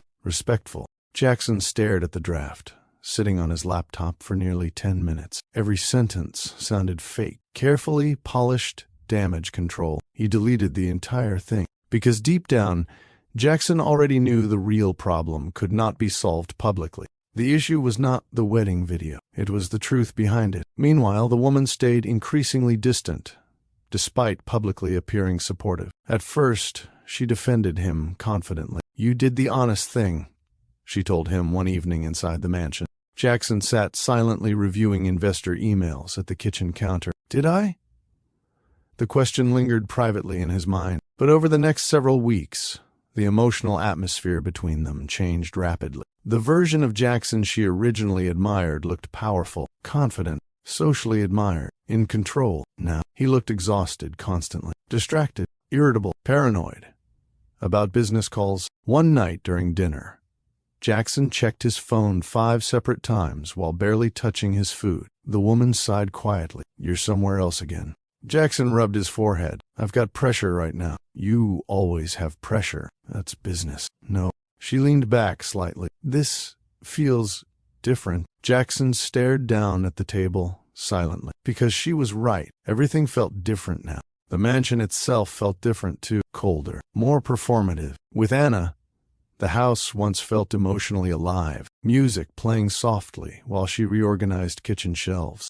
Her laughing at his terrible attempts to help cook. Arguments about football teams during Sunday games. Now silence swallowed most evenings completely. One morning, Jackson walked into a private investor breakfast downtown, expecting routine reassurance conversations. Instead, the atmosphere shifted the moment he entered. Several men greeted him politely, but briefly. One investor who normally joked comfortably with him barely made eye contact. Another ended the meeting early, after discussing future restructuring possibilities. Jackson recognized what was happening immediately. People were pulling away, carefully, not dramatically, strategically. Wealthy people rarely announce distrust loudly. They create distance quietly. That realization hit harder than online criticism, because Jackson built his entire life around influence and perception, and for the first time, perception no longer protected him. A week later, Jackson attended another elite Dallas social event, hoping normal appearances might stabilize gossip surrounding the wedding. Huge mistake. The second he entered the ballroom,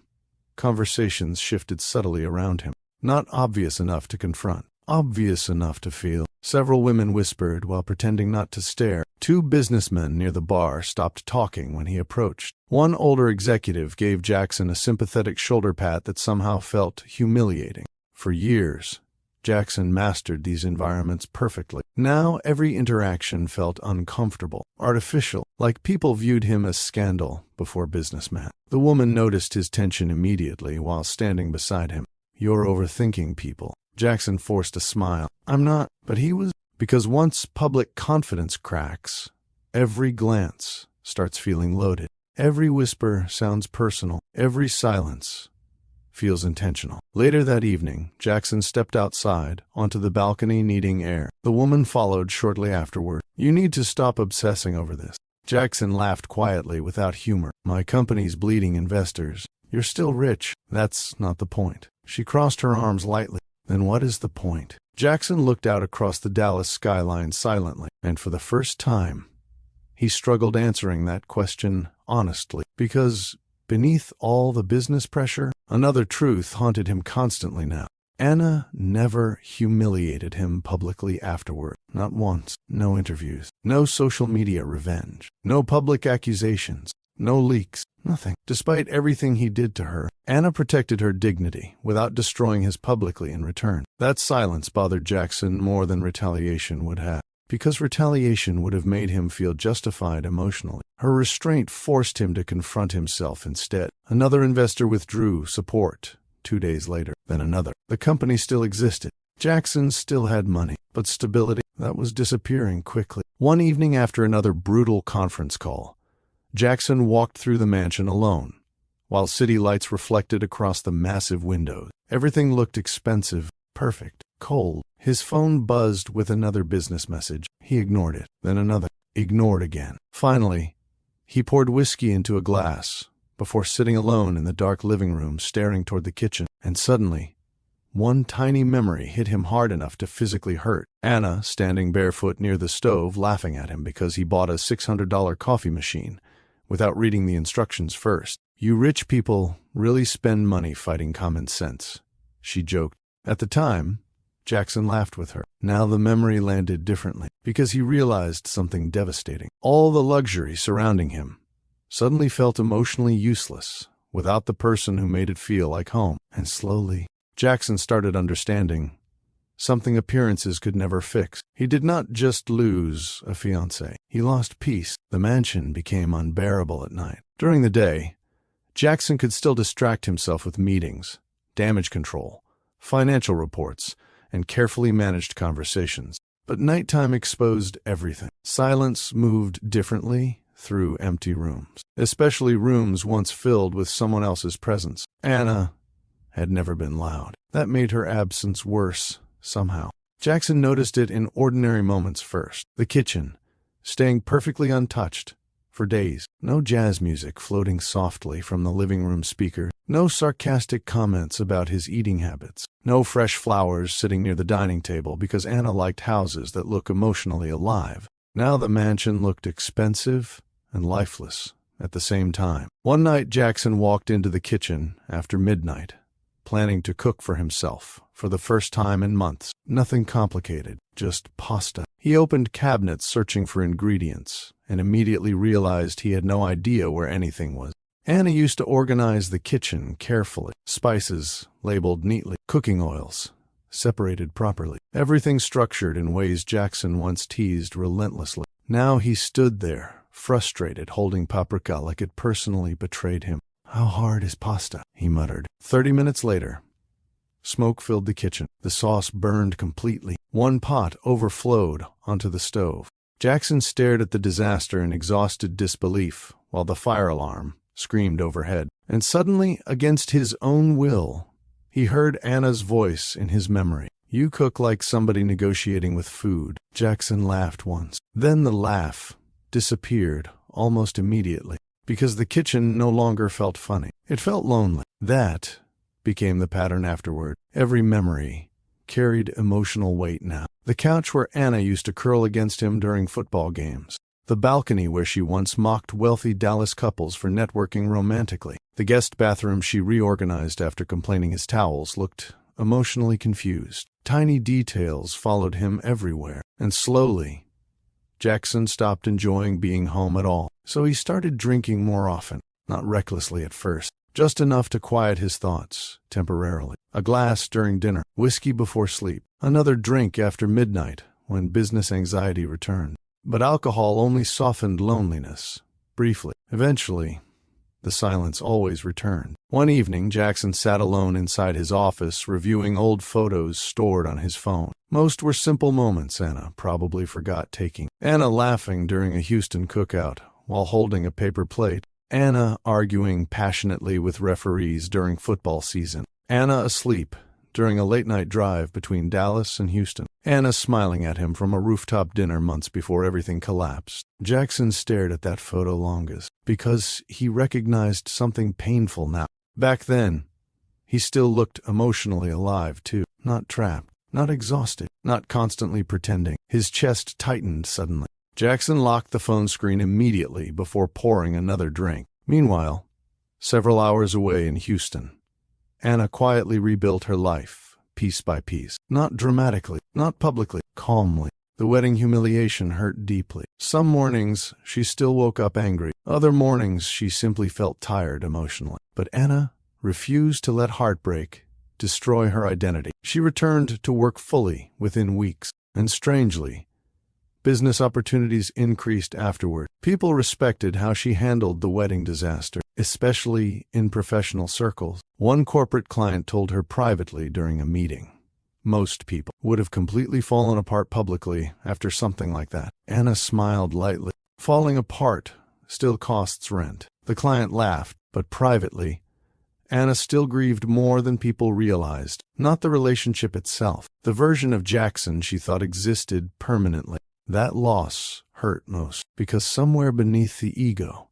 pressure and betrayal. Anna still remembered the man who once made her feel emotionally safe, too. One Sunday afternoon, she attended a Houston family cookout again for the first time since the wedding scandal. Music played loudly, while relatives moved around carrying food plates and debating sports like always. The warmth helped, but family members still watched her carefully, protectively. One aunt hugged her tightly before whispering, "You doing okay for real?" Anna nodded softly. "I'm healing." The aunt studied her face another second. "You still love him a little?" Anna looked away briefly. That silence answered enough. Because healing does not erase history instantly, especially when love once felt genuine. Across Dallas, Jackson tried contacting Anna repeatedly during the first several weeks after the wedding. At first, he convinced himself he simply needed to explain things properly. He called. No answer. He texted. No response. Eventually,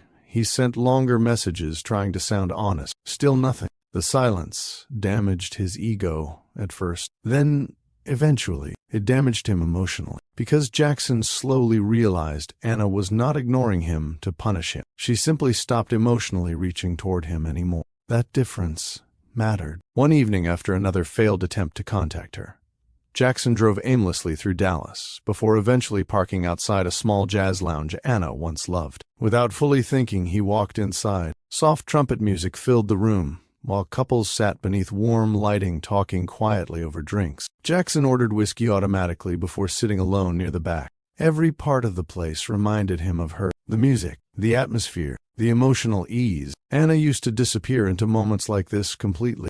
She once told him, "People who can't slow down emotionally usually don't know themselves very well." At the time, Jackson laughed the comment away casually. Now the memory hit differently, because lately he barely recognized himself either. The woman noticed his emotional distance increasingly after that. Conversations became shorter. Affection became inconsistent. One night she confronted him directly inside the mansion kitchen. "You're still thinking about her constantly." Jackson leaned against the counter tiredly.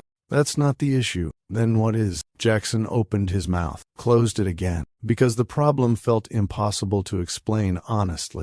Anna's absence exposed parts of himself Jackson spent years avoiding. The loneliness, the emotional dependence, the exhaustion from constantly performing strength, and worst of all, the realization that he traded genuine peace for temporary ego protection. "You wouldn't understand," he muttered quietly. The woman stared at him for several seconds before answering. "You're right." That response stayed hanging heavily between them. because deep down, both of them already knew something important. Their relationship only worked when Jackson looked powerful, stable, certain. Now those things were disappearing quickly. Weeks passed. Jackson's business pressure worsened steadily. Investor confidence weakened further. Meetings grew colder. Financial conversations became more aggressive. And every night, Jackson returned home emotionally emptier than before. One rainy evening, he walked through the mansion carrying takeout food before suddenly stopping near the hallway. Anna's old slippers still sat near the staircase, forgotten after the wedding collapse.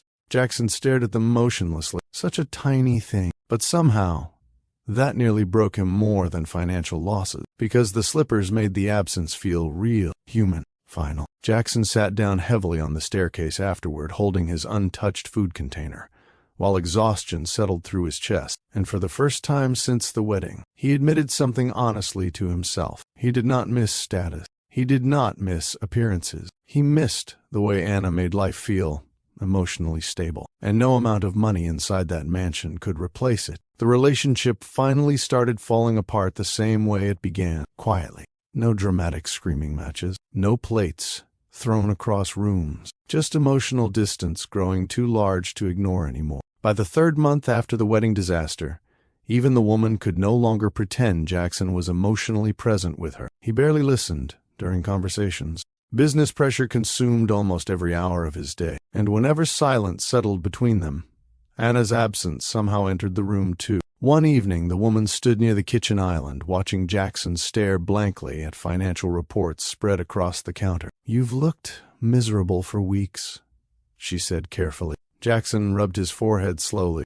"I'm tired." "You're more than tired." He did not answer. The woman crossed her arms lightly. "You still love her?" Jackson's jaw tightened immediately. "That's not the point." "But it's true." Jackson pushed the papers aside roughly. "I said that's not the point." The frustration in his voice echoed through the kitchen. But anger no longer impressed anyone now. Not investors, not business partner, not her. The woman looked at him quietly for several seconds, then finally asked the question Jackson spent months avoiding internally. "Was leaving Anna actually about me?" Silence. That silence answered everything. Because deep down, Jackson already understood something ugly about himself. He did not leave Anna because he found greater love. He left because pressure, ego, fear, and emotional weakness made escape feel easier than honesty. The woman stepped back slowly. "I think you liked how easy I was." Jackson looked up sharply. "That's not fair." "No," she answered calmly. "What you did to Anna wasn't fair." Those words hit harder than he expected. Because even now, Anna still refused to publicly destroy him. No interviews, no online revenge, no private leaks, nothing. She disappeared from the chaos with dignity, while Jackson remained trapped inside consequences of his own choices. The woman picked up her purse quietly. "You don't need a relationship right now," she said softly. "You need to figure out who you became." Then she walked out of the mansion, and this time, Jackson did not stop her, because part of him already knew the relationship ended emotionally weeks earlier. The house became even quieter afterward. No conversations, no movement, no distractions from his thoughts anymore. And once isolation fully settled around him, Jackson's mental state worsened quickly. Sleep became difficult. Some nights he stayed awake until sunrise, pacing through dark rooms, replaying memories and financial projections endlessly. Other nights, he woke suddenly with his chest tight and breathing uneven. At first he blamed stress. Then the panic attacks started happening during the daytime too. One afternoon inside a downtown Dallas boardroom, Jackson suddenly felt the walls closing inward during a financial meeting. His heartbeat accelerated violently. His breathing shortened. Sweat gathered beneath his collar despite the cold room. One executive stopped mid-sentence. "Jackson?" Jackson stood abruptly. "I need a minute." He walked into the hallway trying to regain control, while embarrassment burned through him. The worst part? He recognized the feeling immediately. Loss of control. The exact emotional state he spent his entire life trying to avoid publicly. Jackson pressed one hand against the wall, breathing carefully, while employees passed nearby, pretending not to notice. But they noticed. Everybody noticed eventually. Because powerful people can hide weakness temporarily, not forever. Business pressure intensified almost weekly after that. Several investors demanded emergency restructuring meetings. A major lender reduced flexibility on one of the remaining developments. Another business partner quietly exited negotiations altogether. Jackson still had wealth, still had properties, still had influence. But the stability underneath everything weakened steadily now, and people around him sensed it. Even his family started showing disappointment differently, not loudly, subtly. His father called one evening, requesting dinner at the family estate outside Dallas. The conversation stayed tense almost immediately. "You embarrassed yourself publicly," his father said bluntly over steak and whiskey. Jackson looked down at his plate. "I know." "No." His father shook his head once. "You embarrassed the family publicly." Jackson felt irritation rise instantly. Of course, image first. Always image first. But even while feeling frustrated, Jackson understood something painful. He had become exactly what Anna quietly feared, a man choosing appearances over emotional integrity. His father continued speaking. "You built instability into your own life." Jackson stared silently across the dining table, because for the first time, he could no longer blame pressure alone. Eventually, every bad decision belonged to him directly. Weeks later, Jackson attended another luxury industry event downtown, hoping visibility might help stabilize remaining business relationships. Huge mistake. The wedding scandal still followed him everywhere. Two women whispered while looking at him near the entrance. One businessman awkwardly joked, "Hopefully nobody leaves this event engaged." Several people laughed uncomfortably. Jackson forced a smile, but internally, the humiliation landed hard, because public embarrassment ages differently for powerful men. People remember weakness longer than success. Jackson left the event early and drove home alone through downtown Dallas, while rain struck the windshield heavily. The city lights blurred across the glass, and suddenly another realization hit him brutally. Anna never once tried humiliating him afterward. Not once. Despite everything he deserved emotionally, she protected his dignity more than he protected hers. That truth became unbearable. One night, several days later, Jackson sat inside his office rereading the documents from the wedding gift again. At this point, he had memorized most of them already.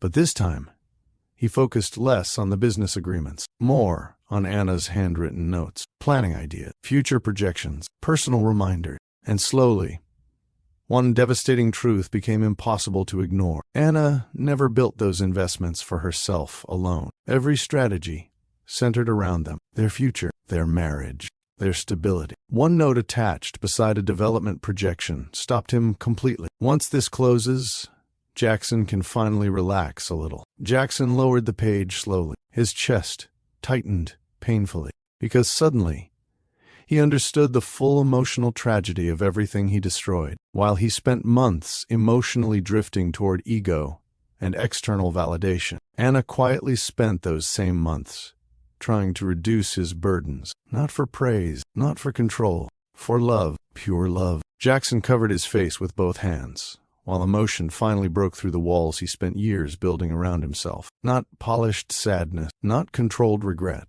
real grief, the kind that arrives once denial finally dies. He started crying silently inside the dark office, with nobody around to witness it. No investors, no social expectations, no performance, just truth. And the truth was devastating. He betrayed the only person who genuinely protected him without asking for anything in return. Anna saw his flaws clearly, saw his pressure clearly, saw his emotional weakness clearly, and still chose to stand beside him quietly until he destroyed the relationship himself. Jackson leaned back heavily afterward, staring at the ceiling, while tears dried slowly against his face. The mansion felt emptier than ever now, not because he was alone physically, because he finally understood what he lost emotionally. And for the first time since the wedding, Jackson stopped mourning the relationship. He started mourning the man he used to be, before ego destroyed the best thing that ever happened to him. Jackson stopped drinking one Tuesday morning without announcing it to anybody. No dramatic promise, no emotional speech. He simply woke up staring at the half-empty whiskey glass beside his bed,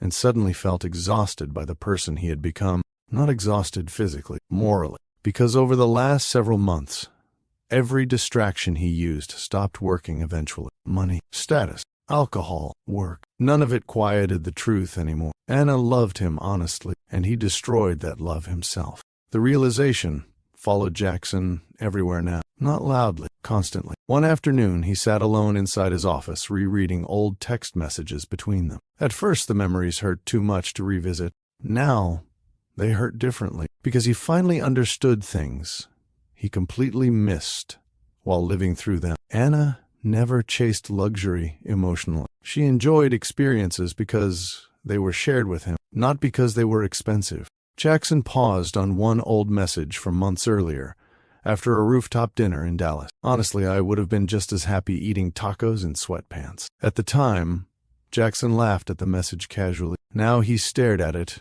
for nearly a full minute, because he realized something devastating. Anna kept trying to simplify love, while he complicated it with ego, pressure, and appearances. Another memory surfaced unexpectedly while driving through downtown Dallas later that evening. The first time Anna met several wealthy investors at a charity dinner. Most people around Jackson treated rich executives carefully, politely, strategically. Anna treated them like normal human beings. One investor accidentally spilled water near the table, and while everyone else awkwardly ignored it, Anna immediately helped the waiter clean it up herself. Jackson remembered quietly asking afterward, "You know you didn't have to do that, right?" Anna shrugged. He looked overwhelmed. Jackson frowned playfully. "You just embarrassed 3 millionaires." Anna laughed. "Good. Builds character." At the time, Jackson viewed moments like that as charming personality traits. Now he recognized something deeper. Anna valued people naturally, not status, not usefulness, people. That difference separated her from almost everybody inside his world. Weeks passed slowly. Jackson still worked constantly trying to stabilize what remained of his business empire. But something fundamental changed internally now. For the first time in years, he stopped blaming pressure for his choices that mattered, because accountability changes people differently than shame does. Shame focuses on humiliation. Accountability focuses on truth. And the truth hurt. No investor forced him to betray Anna. No business partner forced him to humiliate her publicly. No social pressure physically controlled his mouth at the altar. Those were his decisions, his weakness, his ego. One night, Jackson drove toward Houston without planning the trip fully. Halfway there, he stopped at a gas station outside a small Texas town and sat inside the parked SUV, staring through the windshield, while rain tapped softly against the glass. Anna used to love road trips between Houston and Dallas, not because of luxury, because she enjoyed simple moments most people rushed through. Gas station snacks, terrible radio stations, roadside barbecue spots. One memory hit Jackson especially hard. They once argued for 20 straight minutes over whether bookies counted as a real travel experience. Anna defended it passionately. "It's emotionally important to Texas culture. It's a gas station. It's a lifestyle." Jackson laughed so hard that day he nearly missed the highway exit. Now sitting alone in silence, the memory nearly broke him emotionally, because he finally understood what made Anna special. Life felt lighter around her.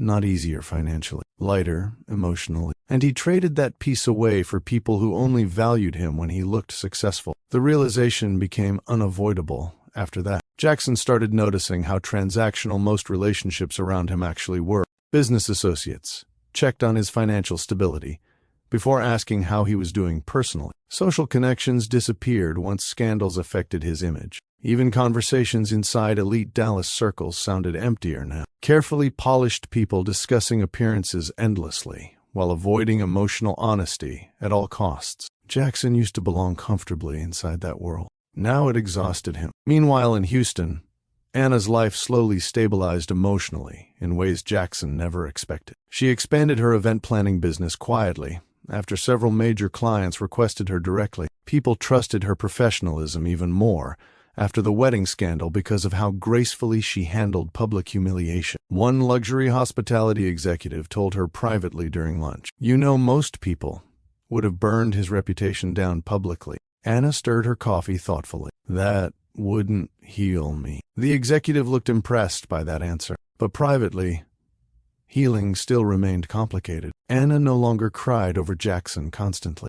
That stage passed, but certain memories still hurt unexpectedly. Jazz music sometimes triggered emotional flashbacks. Football games reminded her of Sunday nights together. Even small things, like seeing expensive whiskey displays inside restaurants, occasionally made her chest tighten briefly. Not because she missed wealth, because she missed the man Jackson used to be before fear changed him. One evening, Anna stood alone on her apartment balcony overlooking Houston traffic while speaking quietly with her mother on the phone. "You still think about him sometimes," her mother said gently. Anna smiled faintly. "Sometimes. You still love him?" Anna stayed quiet for several seconds, then answered honestly, "I love who he was with me, before he stopped being honest with himself." That sentence carried painful truth, because even Anna understood something now. Jackson did not destroy the relationship in one moment at the altar. He destroyed it gradually, every time ego became more important than emotional truth. Back in Dallas,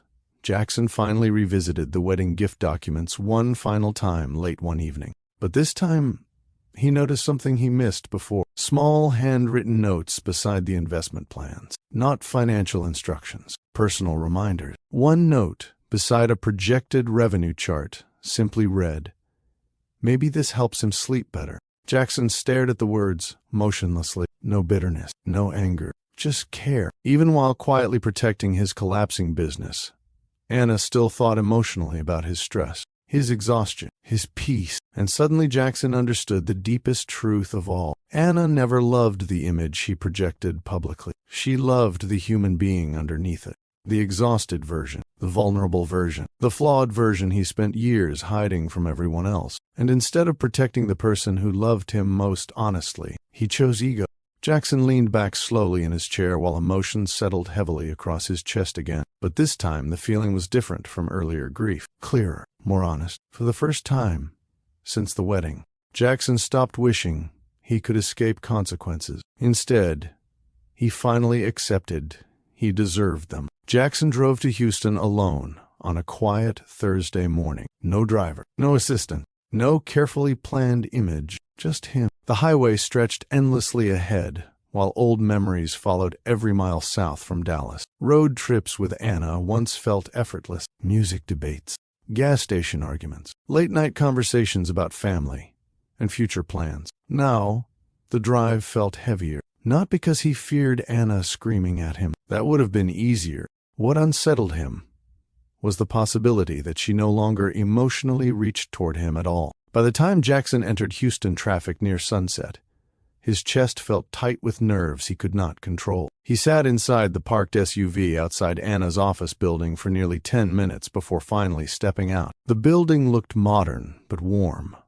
filled with glass walls and elegant interior lighting visible through the entrance. Employees moved confidently through the lobby, carrying event folders and floral samples. Anna's company had clearly grown. Jackson noticed that immediately. Not flashy growth, stable growth, the kind built carefully. A receptionist approached politely. "Can I help you?" Jackson nodded once. "I'm here to see Anna." The receptionist hesitated slightly after recognizing him. That tiny pause embarrassed Jackson more than expected. "I'll let her know." Jackson waited quietly near the lobby windows, while people occasionally glanced toward him with subtle recognition. The wedding scandal still followed him everywhere, but for once, he did not feel defensive about it, just tired. Several minutes later, Anna finally appeared from the hallway leading toward the offices. Jackson's breath caught slightly, not because she looked dramatically different, because she looked emotionally calmer, stronger, still elegant, still composed, but no longer emotionally connected to him in the same way. That difference hurt immediately. Anna stopped several feet away from him. Neither spoke for a second. Then she finally said, "You came all the way to Houston." Jackson nodded quietly. "Yeah." Anna studied his face carefully. "You look tired." The concern in her voice remained gentle. That somehow made everything worse, because even now, she still sounded kinder than he deserved. "I was hoping we could talk," Jackson said. Anna hesitated briefly before answering. "There's a cafe downstairs." The cafe sat mostly empty during the late evening hour. Soft jazz played quietly, while city lights reflected through the windows, overlooking downtown Houston traffic. For a moment, the setting reminded Jackson painfully of the early days of their relationship. Before pressure, before ego, before betrayal. Anna sat across from him calmly while waiting. Not cold, not warm either, just emotionally careful. Jackson stared at his untouched coffee for several seconds before finally speaking. I'm not here to convince you to take me back. Anna raised one eyebrow slightly. That's probably smart. Jackson nodded once. I know I don't deserve that. Silence settled briefly between them. Not hostile silence, honest silence. Jackson looked up slowly. I came because I finally understand what you were trying to do for me. Anna's expression changed slightly at that. Not shock, recognition. You read everything, more than once. Anna leaned back quietly. Jackson exhaled slowly before continuing. I kept asking myself why you never exposed me publicly. His voice lowered slightly. You had every reason to. Anna looked out the cafe window for a moment before answering. Humiliating. You wouldn't have healed me. The sentence landed heavily because it sounded exactly like Anna. Grounded, emotionally disciplined. Jackson swallowed hard. I don't think I really understood you while we were together. Anna gave a faint, sad smile. You understood parts of me. No. Jackson shook his head slowly. I understood how you made me feel. He looked down briefly. That's different. Anna stayed quiet. Jackson continued carefully. I kept blaming pressure for what happened. He laughed bitterly. Once. Business problems. Investors. Expectations.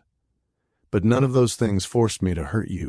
For the first time during the conversation, Anna's eyes softened slightly because this was new. Not excuses. Not image management. Truth. Jackson leaned forward slightly. I was weak. Anna looked at him steadily. You were afraid. Jackson nodded immediately. Yeah. That honesty cost him emotionally. But strangely, it also felt relieving. For months he avoided fully admitting the truth aloud. Now he finally did. Anna folded her hands carefully together. You know what hurt most? Jackson looked up quietly. You stopped letting me stand beside you before the wedding ever happened. The sentence hit him instantly because it was true. Anna continued calmly. I knew something was wrong months before the ceremony. Jackson frowned slightly. You knew. I didn't know everything. She paused briefly. But I knew you were drowning emotionally. Jackson stared at her silently. Anna's voice remained steady. You stopped talking honestly. Stopped resting emotionally. Stopped trusting me with the difficult parts of yourself. Jackson rubbed his jaw slowly. I thought protecting you meant hiding things. Anna shook her head gently. No. You were protecting your ego. That truth cut sharply because Jackson already understood it now. Anna looked down briefly at her coffee before continuing. I wasn't angry about the business problems. She looked back at him. I was angry. You decided I couldn't handle the truth. Jackson's chest tightened because throughout the relationship, Anna never once feared financial struggle itself. She feared emotional dishonesty, and he gave her exactly that. After several quiet seconds, Jackson finally asked the question haunting him most. Why did you help me? Anna looked genuinely confused by the question. Because I loved you? Jackson closed his eyes briefly. Simple answer. Devastating answer. Anna continued softly. I saw how exhausted you were becoming. I knew your company was getting close to collapse. A faint, sad smile crossed her face. You thought you were hiding it well. I wasn't. Not from me. Jackson laughed quietly once. That sounds about right. For a moment, old familiarity almost returned between them naturally. Almost. Then reality settled back into the space again. Jackson looked at her carefully. The investments. His voice lowered. You really built all that for us? Anna nodded slowly. That development project was supposed to stabilize everything after the wedding. She glanced down briefly. I wanted you to finally breathe again. Jackson felt emotion rise hard in his chest, because suddenly he saw the full contrast clearly. While he emotionally drifted toward betrayal, Anna spent those same months trying to secure their future together. Not hers, theirs. Jackson shook his head slowly. I destroyed my own life. Anna looked at him quietly for several seconds before answering honestly. No. Jackson frowned slightly. You destroyed your peace. That sentence stayed hanging heavily between them because it was deeper than money, deeper than scandal. Jackson lost the one relationship where he could exist without pretending constantly. After another long silence, Jackson finally spoke again. I loved you. Anna's expression softened painfully. I know. The answer nearly broke him. because she said it without bitterness, which meant she believed him. Jackson looked away briefly toward the city lights outside. I just didn't know how to love you correctly once pressure got involved. Anna nodded faintly. That's true. No cruelty. No dramatic punishment. Just truth again. Jackson looked back at her carefully. Do you hate me? Anna answered immediately. No. That surprised him. Anna leaned back slowly. I was deeply hurt by you.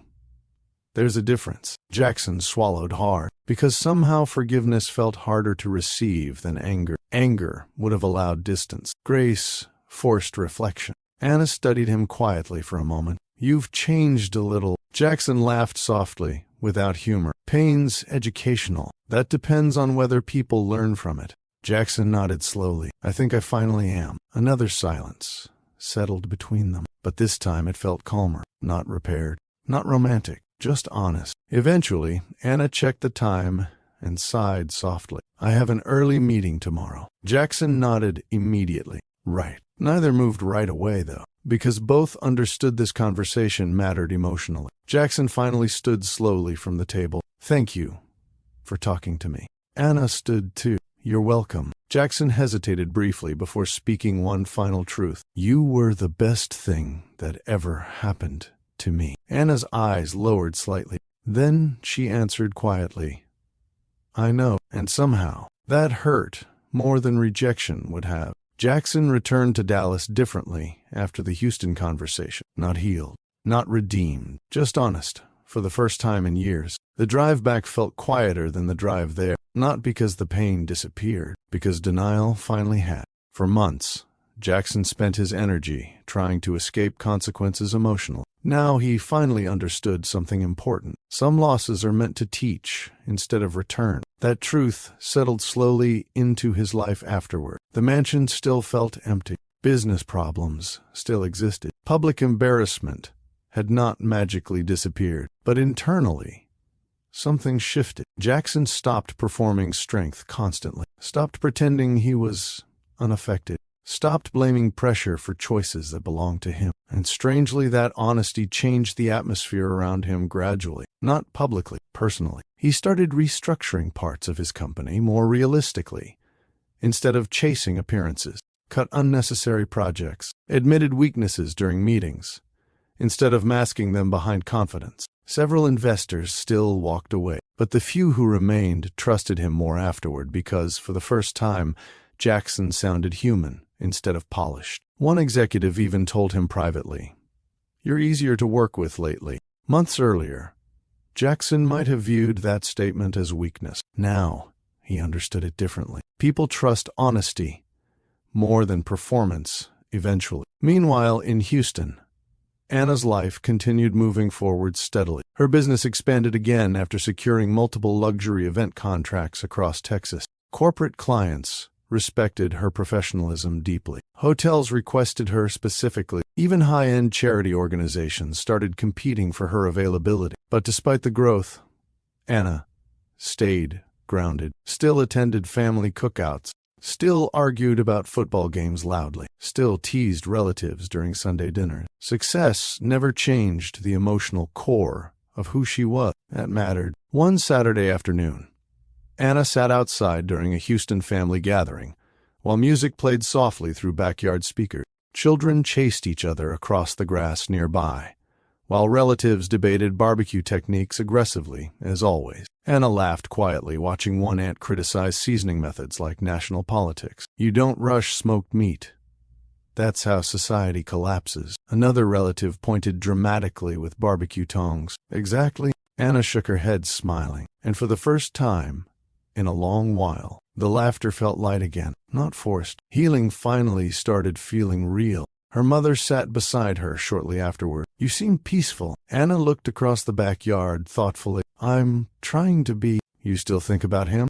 Anna answered honestly. Sometimes. Her mother nodded gently. That's normal. Anna watched the family quietly for another moment before speaking again. I think the hardest part was realizing somebody can love you and still hurt you deeply. Her mother sighed softly beside her. Love without emotional maturity can damage good things. That sentence stayed with Anna afterward, because despite everything Jackson did, she no longer viewed him as evil. weak, afraid, lost inside pressure and ego, but not evil. That emotional distinction helped her heal without bitterness poisoning her heart. Several months later, Jackson attended another charity gala in Houston for the first time since the wedding scandal. At one point, the idea of entering public social events again would have terrified him emotionally. Now, he simply accepted discomfort as part of consequences. People still recognized him. Some whispered. Others stared briefly. But the reactions no longer controlled him the same way. Because shame loses power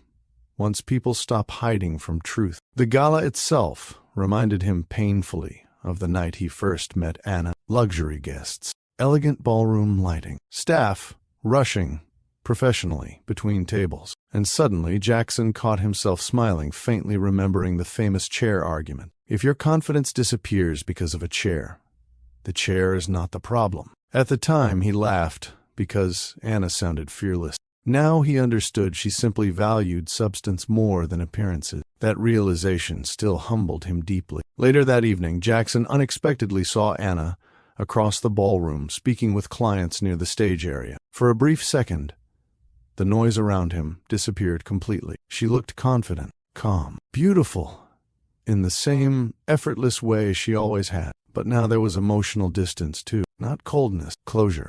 Anna eventually noticed him watching and walked over calmly. "Houston treating you okay?" she asked lightly. Jackson smiled faintly. "I survived traffic." "Barely." Anna laughed softly, and for one dangerous second, old familiarity returned again. Easy, natural. Then reality settled quietly between them once more.